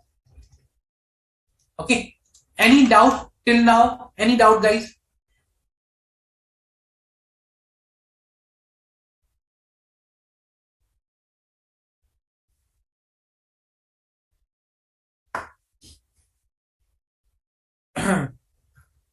See, these are certain natures which are of proprietary reporting. Here the point is that with respect to the proprietary audit, you need to understand the three things. One, whether the decisions which are taken are with respect to the financial prudence. Number two, the decisions of the transactions which are entered are for the public interest. Number three, whether the decisions or transactions which are done, okay, are preventing the wastefulness of the resources or are are just in the nature of wastage. So you need to analyze from these 3 point of view your proprietary audit. Okay, any further doubt, guys? Any doubt with respect to these?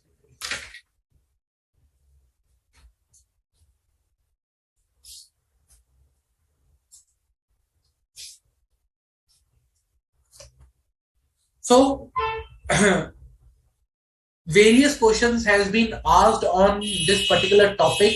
Okay, like what are the proprietary matters under section 143(1). If I say it was asked in November 19, it was asked then May 18. Okay, both are 4 marks.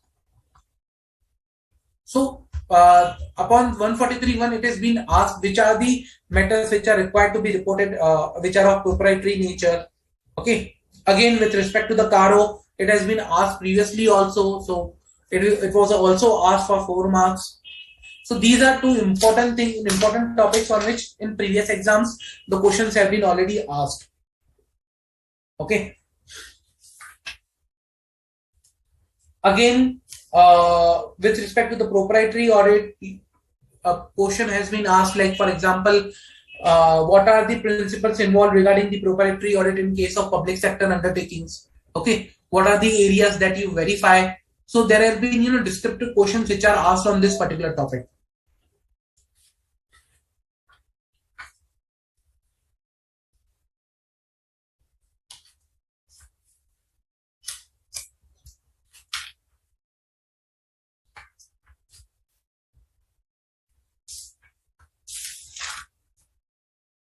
Any doubt, guys? Any doubt? Any doubt?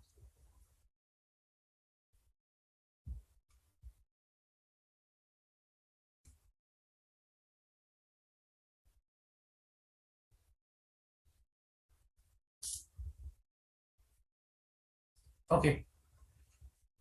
Let me see if I have one more question.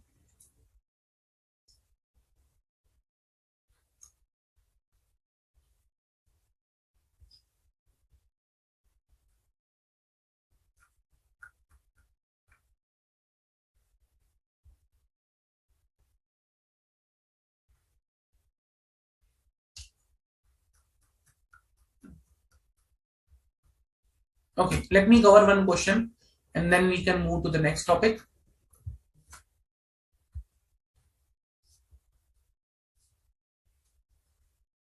You were appointed by CNAG to conduct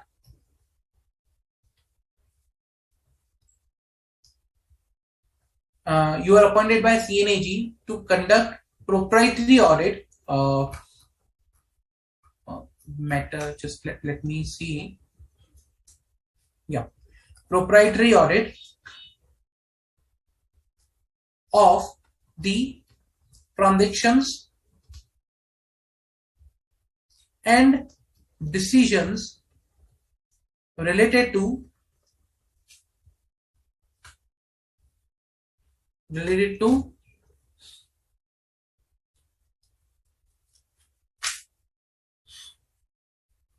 infrastructure development program carried by XYZ PSU. Okay. You are appointed to conduct proprietary audit of transactions and decisions related to infrastructure development program carried by XYZ PSU. Now, while conducting the audit,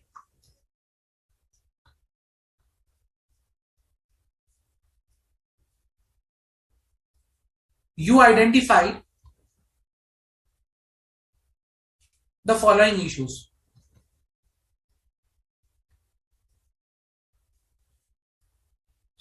One,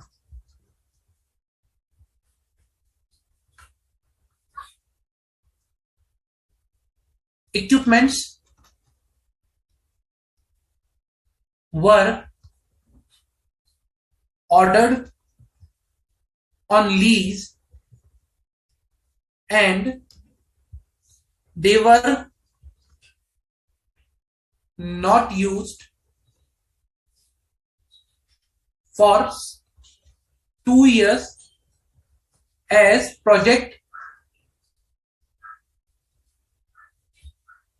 as project got delayed. Okay, and lease rental for 2 years was rupees 65 crore. Okay, 65 crore. Number two,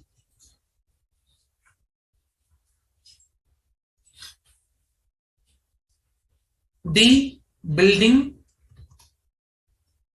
to be constructed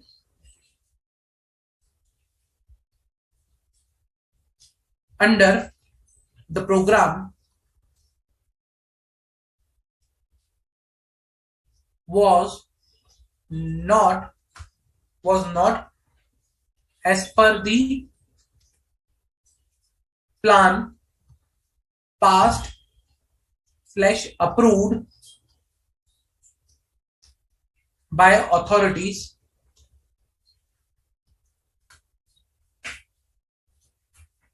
However, the building actual prepared was having more space and utilization as per plan, as compared to plan.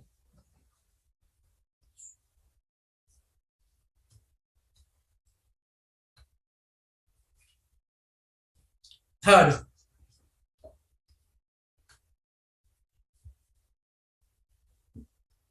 the return on investment was estimated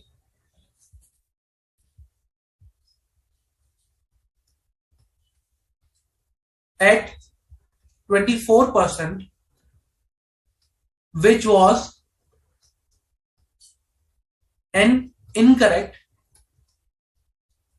estimate. Okay, estimate was based on the return of project, which was an incorrect estimate made by the team. Okay, then management of company has asked you to remove all these issues, as these are not related to related or within scope of proprietary audit.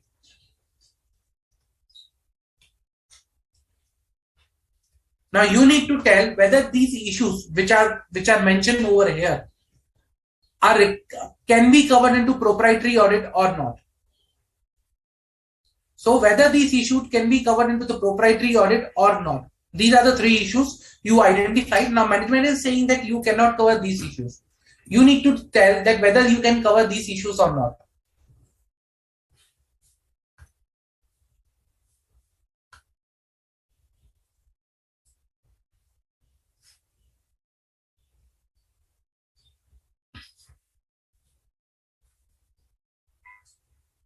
Come on guys. Whether these issues can be covered into the proprietary audit or can be reported as a part of proprietary audit.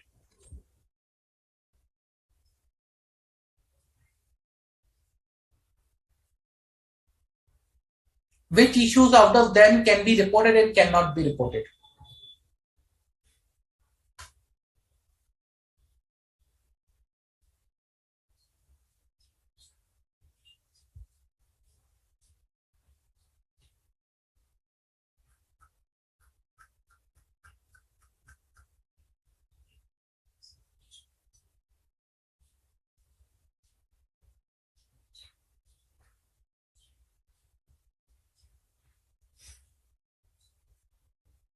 Come on guys, I'm waiting for your answer.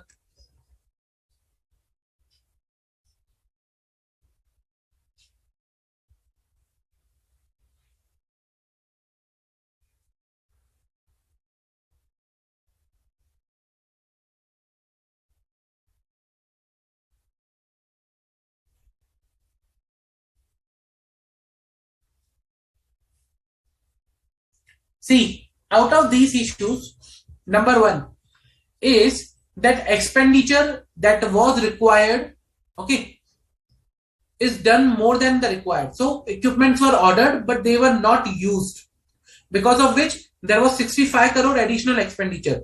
So that will be included. This will be part of your proprietary audit report. Second, building to be constructed under the program was not as per the plan passed or approved. However, the building actual prepared or constructed was having more space and utilization as compared to the plan. In proprietary audit, what we see is that whether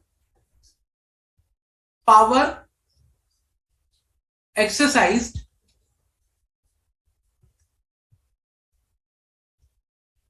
power exercise is within limits,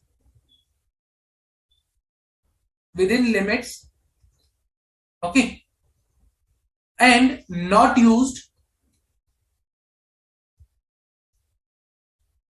to accrue any benefit directly or indirectly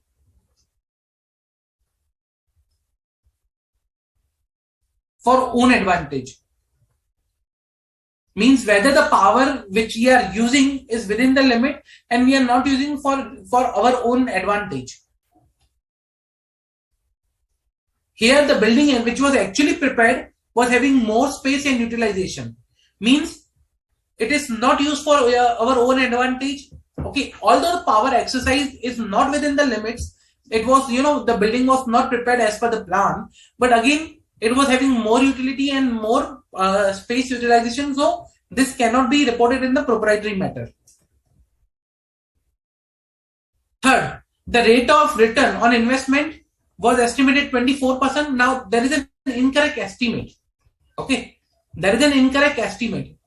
Till the time it is not having any of the, either financial prudence impact, impact on the decision making or exercising power beyond the limit, or funds not utilized for the benefit of certain people or all people, okay, or it is not used for our own advantage, then this matter wrong estimates cannot be part of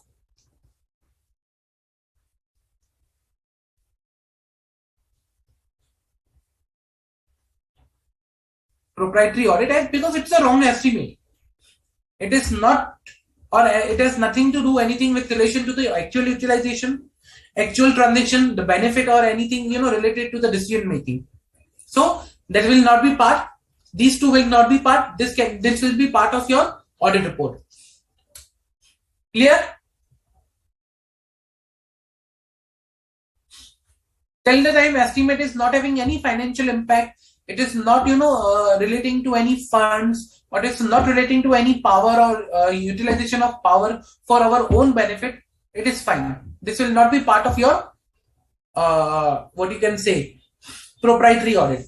It can be part of your compliance audit, that the incorrect estimates were prepared during the project report, which was not in compliance with the guidelines. That can be part of your other audits, but it will not be part of your proprietary audit. Clear? Any doubts?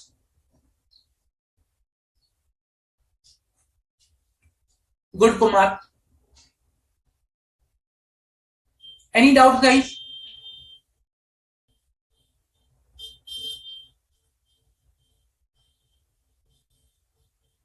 So these are the matters which are there for the proprietary audit.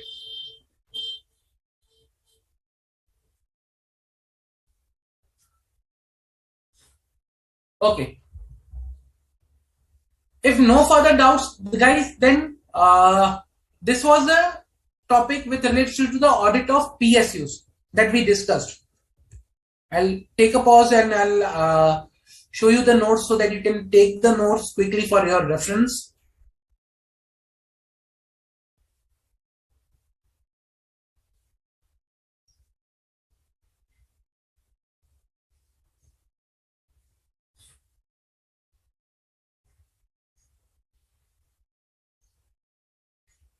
This we discussed: compliance audit, performance audit, then audit of government companies, the application sections, okay, elements of PSU audits. Then we discuss about the committees functions, how the procedure is being performed in for the PSU audits. Okay, we discussed a brief about PSU audit in the last lecture. So this was about PSU audits. Now the next topic I'm going to discuss today is your liabilities of auditor. Okay, so what are the liabilities of auditor?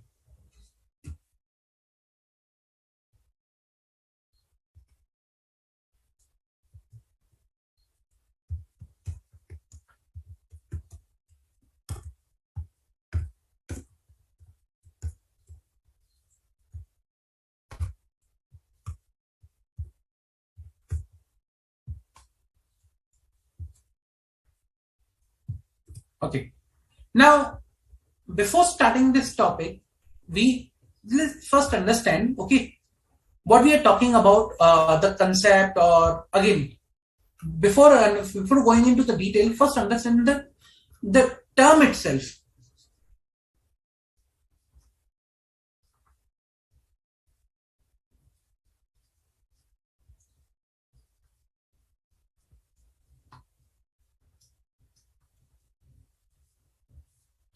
Okay, liabilities of auditor. When I talk about liabilities, what kind of liabilities I'm talking about? Financial liabilities? No, these are the liabilities related to duties performed by auditor. Okay, these are the liabilities related to the duties performed by auditor. So here, auditor is expected to perform certain duties, like in relation to the audit. Okay, it can relate to compliance with the auditing standard, uh, with related to the reporting requirements. Okay, so here auditor is required to perform certain duties, and auditor has certain liabilities with related to these duties. Liabilities means if auditor is not able to perform these duties, then auditor is liable to the people or to the stakeholders. Okay, so when auditor is not able to perform the duties in his professional capacity,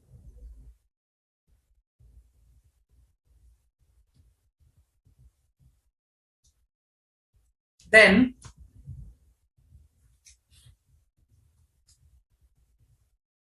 he is liable to stakeholders. Okay, to stakeholders to whom, or for whom rather, for whom he was supposed to perform duties.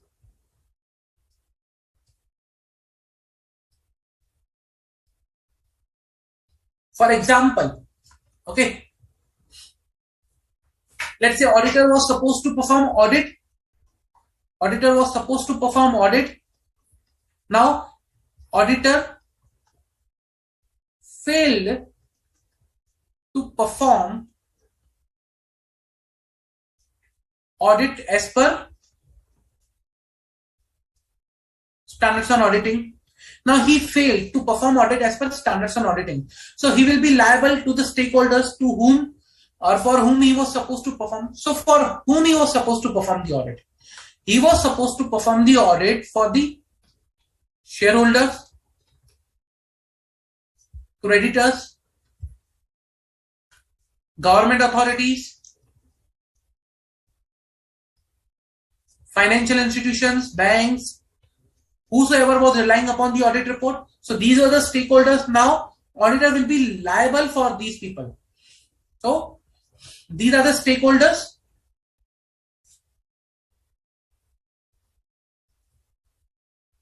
So auditor will be liable to these stakeholders.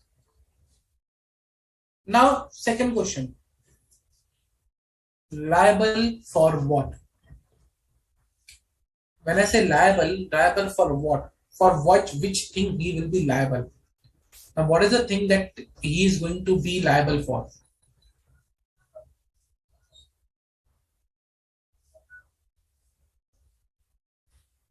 So,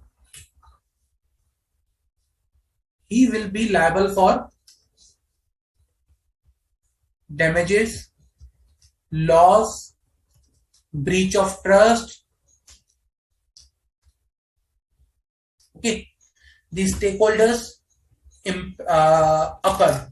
So stakeholders have occurred the damages, loss, or stakeholders were having trust on the particular, due on the auditors and his duties, but there's a breach of trust. So he will be liable for damages, loss, or breach of trust in the current case. Okay, so that's the liability of the auditor that we are talking here. Now, there are various, provisions under the Companies Act, under the Income Tax Act. Even we have seen the basis of liability, in the Council General Guidelines or in the, you can say, schedules, where the auditor is grossly negligent for his duties. Okay, where he has failed to perform the audit appropriately. So there are various provisions which are contained or which are there to establish the liability of the auditor. Now, this liability of auditor can be of this liability of auditor can be of either civil nature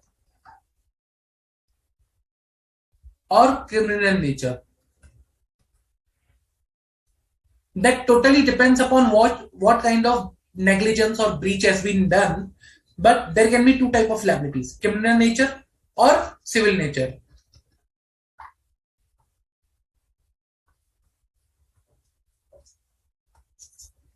Okay.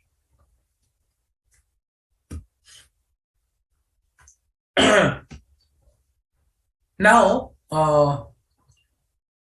so when I say he's liable, so he's liable for what?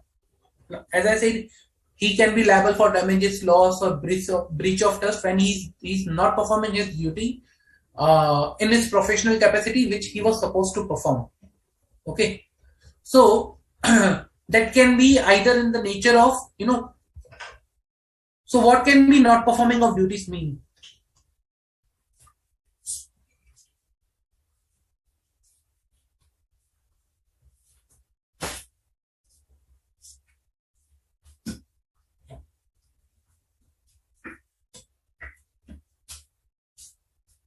Not performance of duty will include professional negligence. Okay, professional negligence,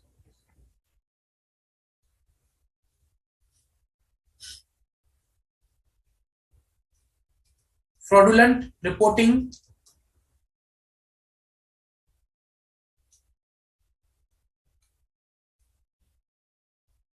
and providing incorrect / false information. We'll see one by one.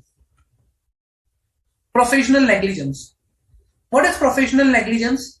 Professional negligence means he was assigned certain duty, and while performing the duty, he was not, you can say, aware, or he has, not followed the standards, or he has not followed, you can say, the things which he was required to follow to perform the duty or to discharge his duty.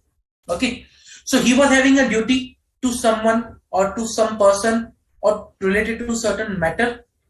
Let's say there was a that particular duty that he will be performing the audit as per the standards. Now he has not followed the standard while performing the duty. He has not followed the standard while performing the audit. Okay. And because of that, there has been a loss or, party has suffered. That's the professional negligence I'm talking about. So, when I say professional negligence, there was a duty.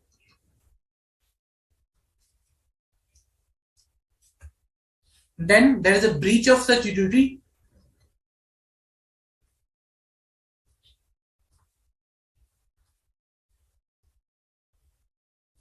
And due to breach, there is a loss.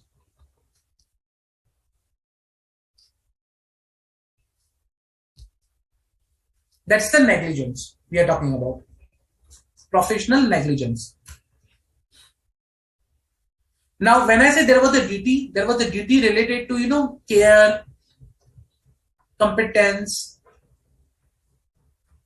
skill, knowledge related. So he was supposed to apply some knowledge. He was supposed to apply his skill. He was supposed to, perform procedures with care and competence. So all these things were required, but he did not perform.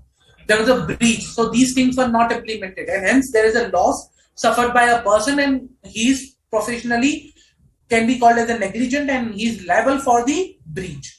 That's the one particular area. Okay. Now, the question arises to whom he can be liable for the professional negligence. There can be three options. Option 1, liable only to company.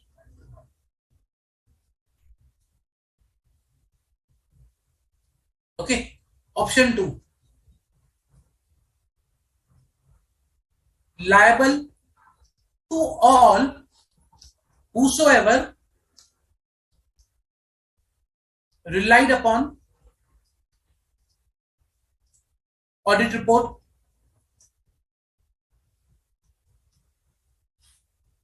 Option 3, liable to parties known to auditor.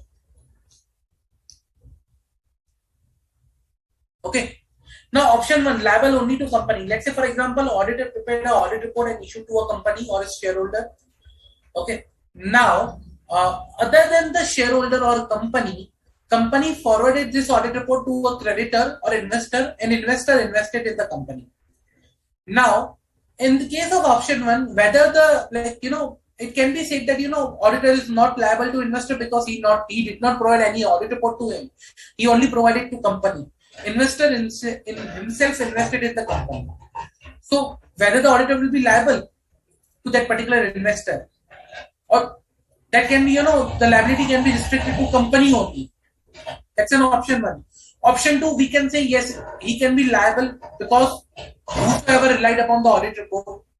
So that person can be he can be liable for that. Option 3, basically, like partly he can be liable for that, partly he cannot be liable. Like let's say he was aware that the audit report was required to be submitted to that person.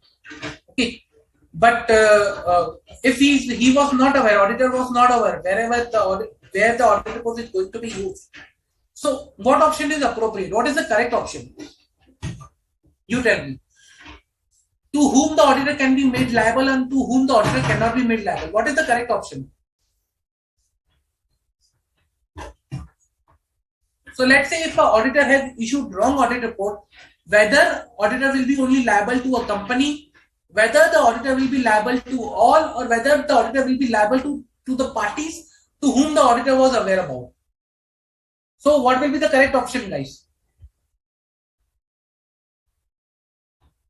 You tell me.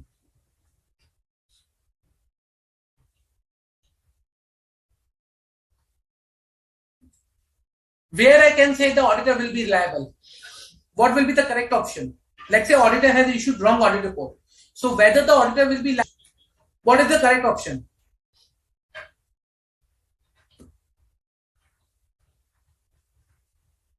Come on, guys.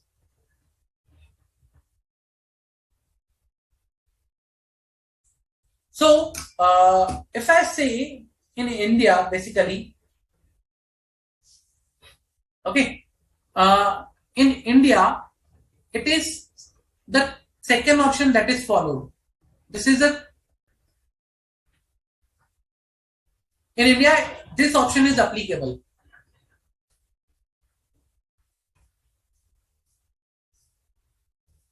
I'll say applicable here or correct. This is a structure approach which is not applicable.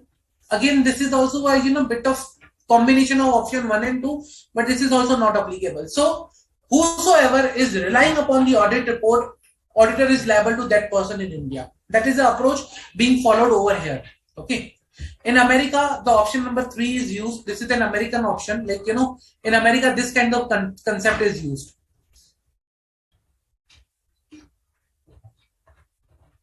That is a primary person and other persons. In British or in England, this kind of, in UK, this kind of approach is used. Only liable to company. But in India, this option number 2 is used. So there are various case laws which are there, which are also, provided in the module. I'll request you to read. Okay. For example, Candler versus Crane Christmas Company. Then there was another Hadley, Bryan and Company Limited versus Heller and Partners. So there are various case laws which are presented or which are given over there, which discuss where the auditor can be liable. Okay. For example, in case of India, there is a famous case of Commissioner of Income Tax versus GM Dandekar. So that's a very important case law. I'll suggest you to read that case. Okay. which provides where an auditor can be held liable for his breach of duty or negligence. Okay. Now there are certain cases which are there for to establish the civil liability for the negligence. There are cases for the criminal liability of the negligence also. Okay, but that depends upon case to case and issue to issue. Okay. Now there are provisions under the Companies Act which governs the damages for the negligence. Okay. So those are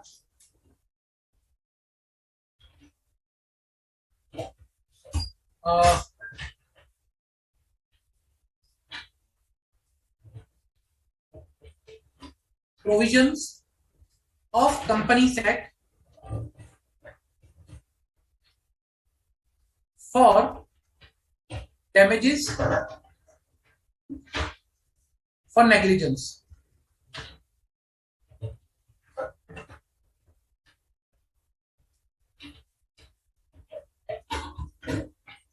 Okay.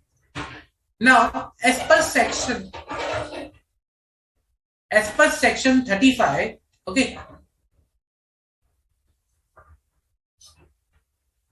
where a person is subscribed for the securities of the company, it is related to the misstatement. It is related to the misstatement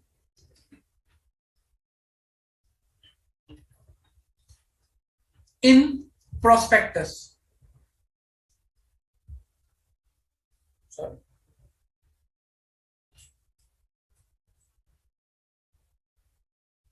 In prospectus. So if a statement has been issued in the prospectus, okay, and that statement has been issued because of some expert that was there who provided this particular statement. Okay. Now let's say, for example, statement provided by expert in prospectus. So there is a statement which is provided by expert. Now experts are being defined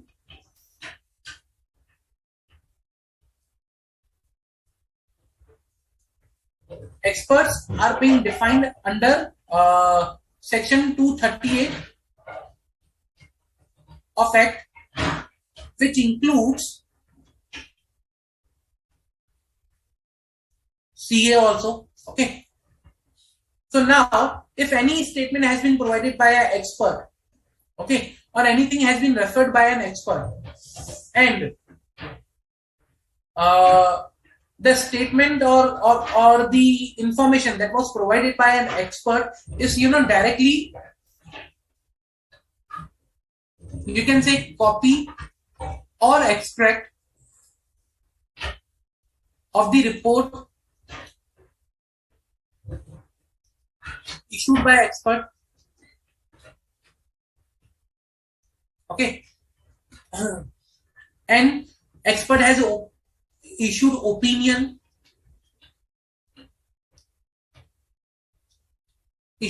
about that information.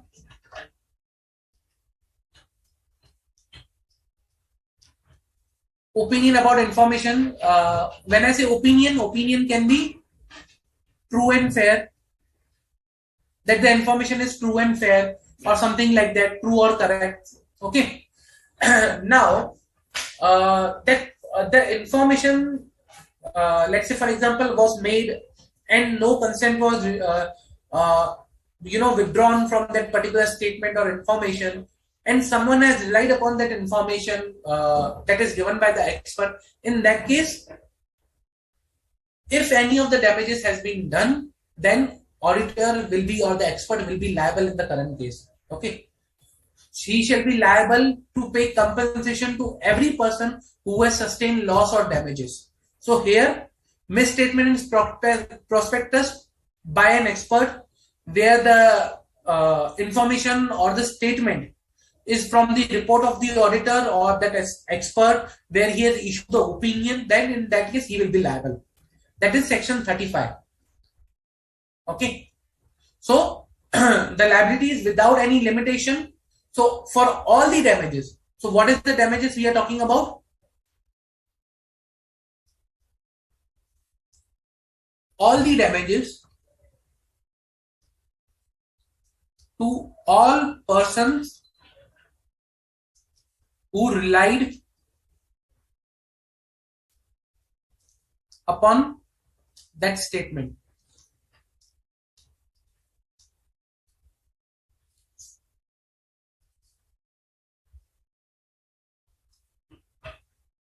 Extent of liability, that is unlimited in the current case.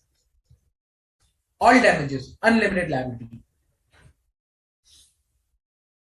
Okay, so that's the one particular provision under the Companies Act, that is section 35, which provides that any misstatement in the prospectus.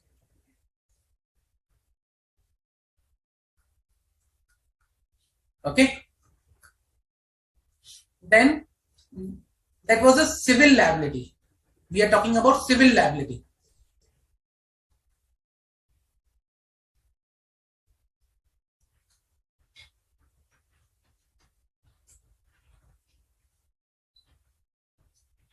Now there is a provision under the Companies Act also which provides the criminal liability, that is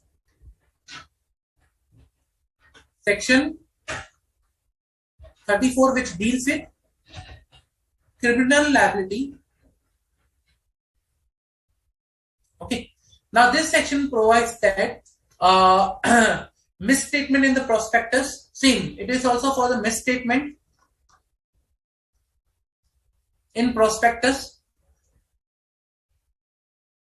Okay, it says that when a prospectus, there is a misstatement in the prospectus which is circulated or issued or distributed, okay, which is untrue, which is misstatement is untrue, misleading in nature, okay, or whether there has been inclusion or omission that was misleading, then that person will be liable who has provided that statement in the same way that was there in the 35 for punishment under section 447. So he will be liable for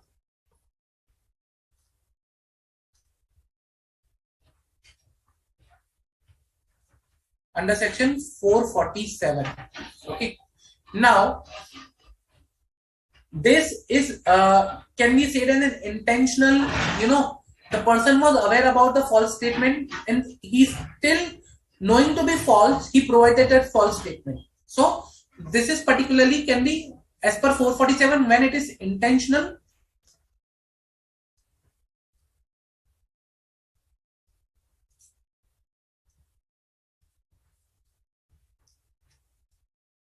Then this particular section will be applicable for the criminal nature. Okay. Now, what is 447? What is 447? What is the liability under 447? Liability under 447 is divided in three categories. Okay. One, if turnover, amount involved. If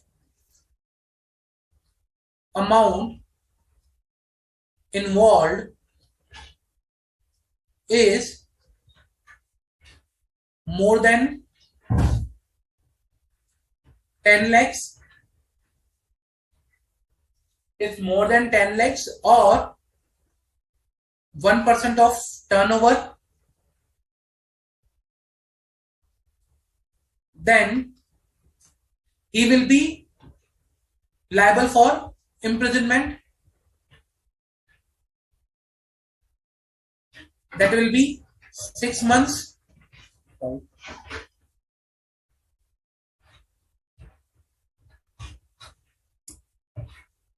6 months to 10 years. Okay. And fine, which may range from amount involved to 3 times of amount involved.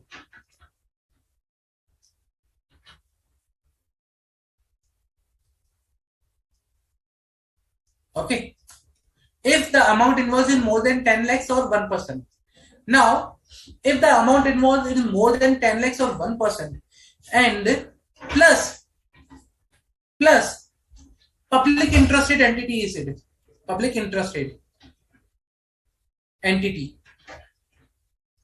Then the imprisonment will become 3 years to 10 years.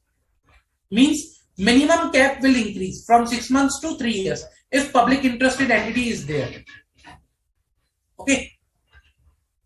And fine will remain same. If amount is less than 10 lakh, okay, if amount is less than 10 lakh or 1% of turnover, 1% of turnover, then imprisonment will be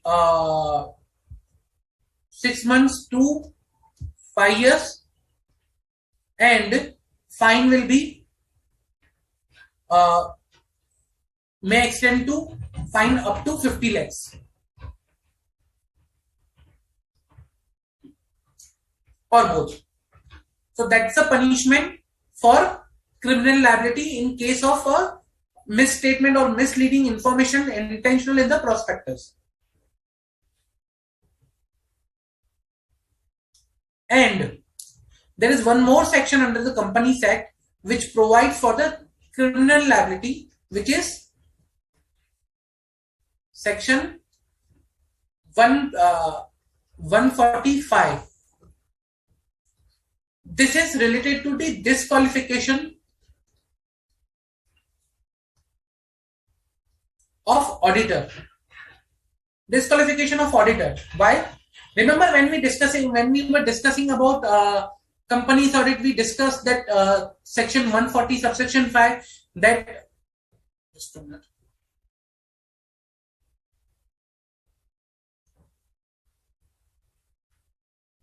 In which cases the auditor can be disqualified.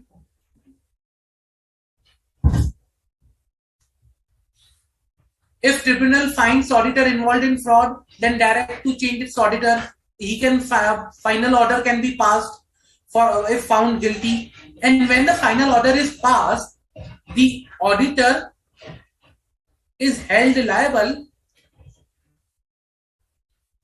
under section 447 of Companies Act.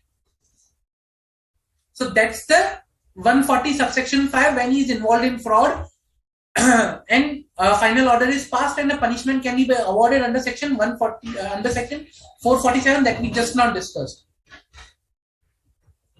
That is also one of the liability which is there in the case of like if tribunal passes an order for auditor.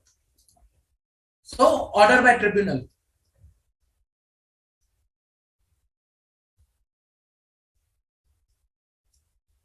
Okay. That was with related to this section 142, section sections covered under Companies Act. Now there are cases of misconduct and provisions under the Chartered Accountants Act. I'll provide you that also.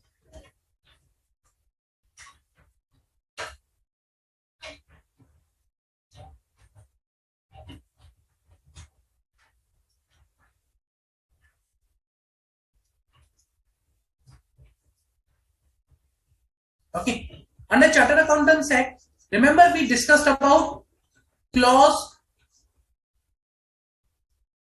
5 to 8 of part 1 of second schedule.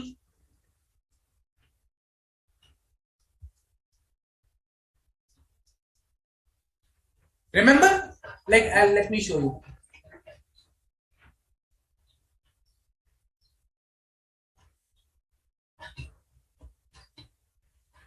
Five to 8. These clauses are also relevant to liabilities of auditor.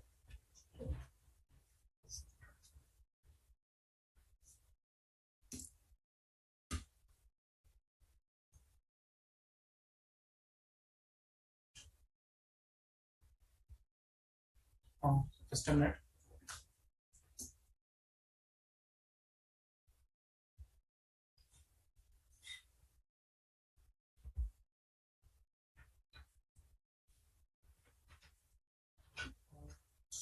Just a minute, guys. I think my screen stuck. Sorry, my screen stuck. Just a minute.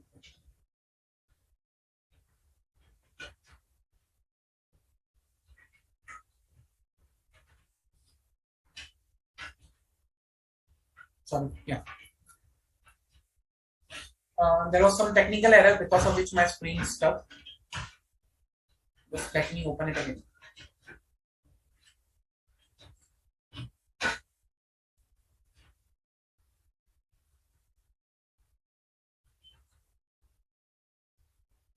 Over here. So we were talking about clause 5 to clause 8. Clause 5 fails to disclose material fact. Clause 6 fails to report a material misstatement. Clause 7 has not exercised due diligence or is grossly negligent. Clause 8 fails to obtain sufficient information. In all of the cases, he has not performed his duty and he is liable for being his professional negligence. Remember, we discussed in during professional ethics this particular topic, that when an auditor can be considered as a liable for his professional negligence. So that's the clause 5 to clause 8 of part 1 of second schedule. Okay.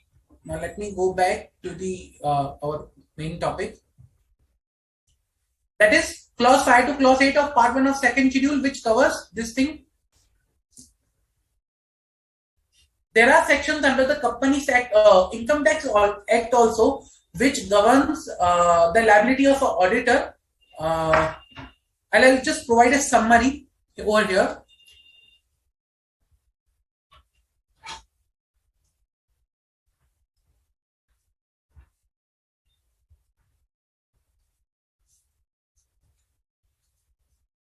So under Income Tax Act, section 288, okay, which talks about 288.4 and 288.5, which talks about, okay, person who has been not allowed, or he cannot appear before the authorities. So that's the section 288 of subsection 4 and subsection 5. Okay, if a practitioner is found guilty, he is not allowed to appear before the authorities. Then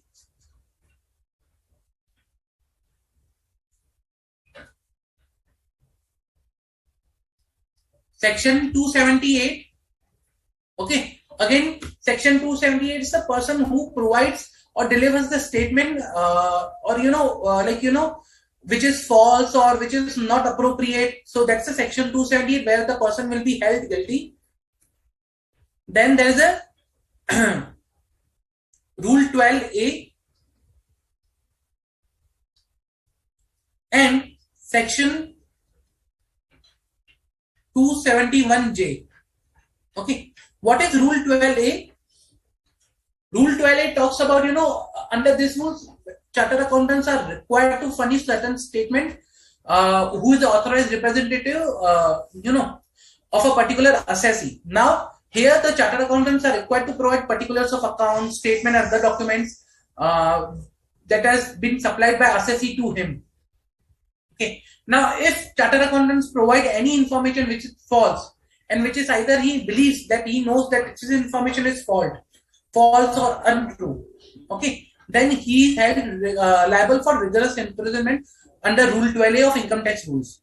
And 271J provides that where an accountant or a merchant banker or a registered valuer furnish incorrect information or report or certificate under provisions of Act, okay, then assessing officer or commissioner can make an appeal to him, or can make an appeal or provide an order to against that particular person, so that he can pay a penalty of 10,000 rupees for such report or such certificate that he has issued. Okay, so that is false certificate.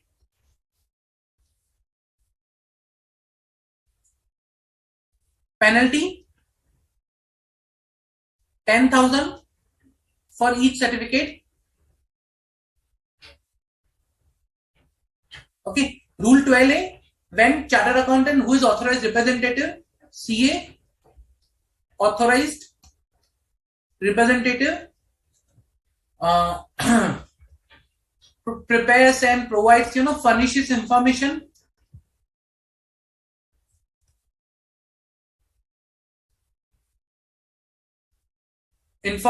to AO, which is false or untrue. So he will be liable for rigorous imprisonment. Section 278. If a person abates or induces in any manner any other person to make or deliver a statement which is false or untrue, means if I if a chartered accountant or authorized representative, I ask my assessee to make a false statement. Okay, so induces a person to make a false statement.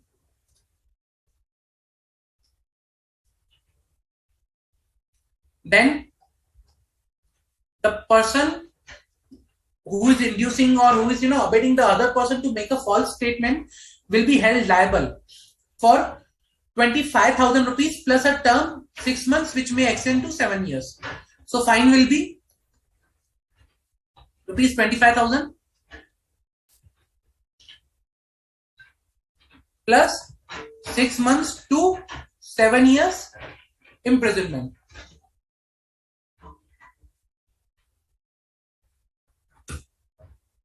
Same way as I discussed, 288 is providing, and if I'm convicted under 271 section 271, then I'm disqualified. Okay, so if a person is disqualified, he cannot appear before authorities. Cannot appear before IT authorities.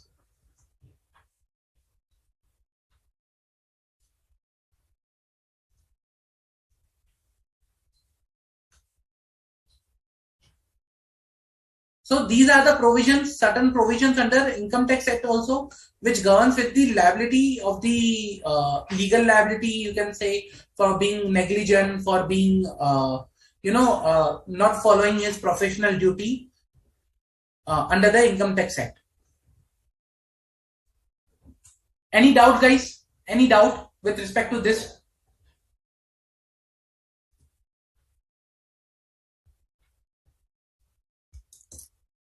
Thank you, Akansha.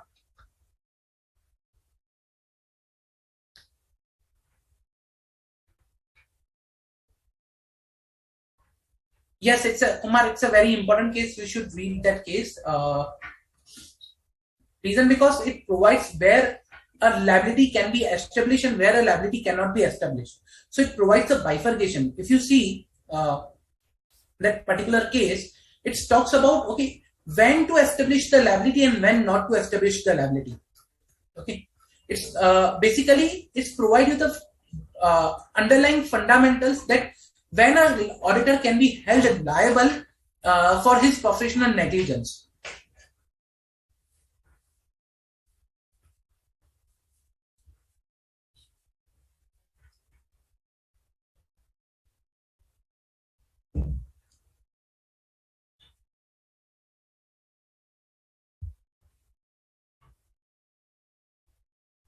Any doubt, guys? Any further doubts?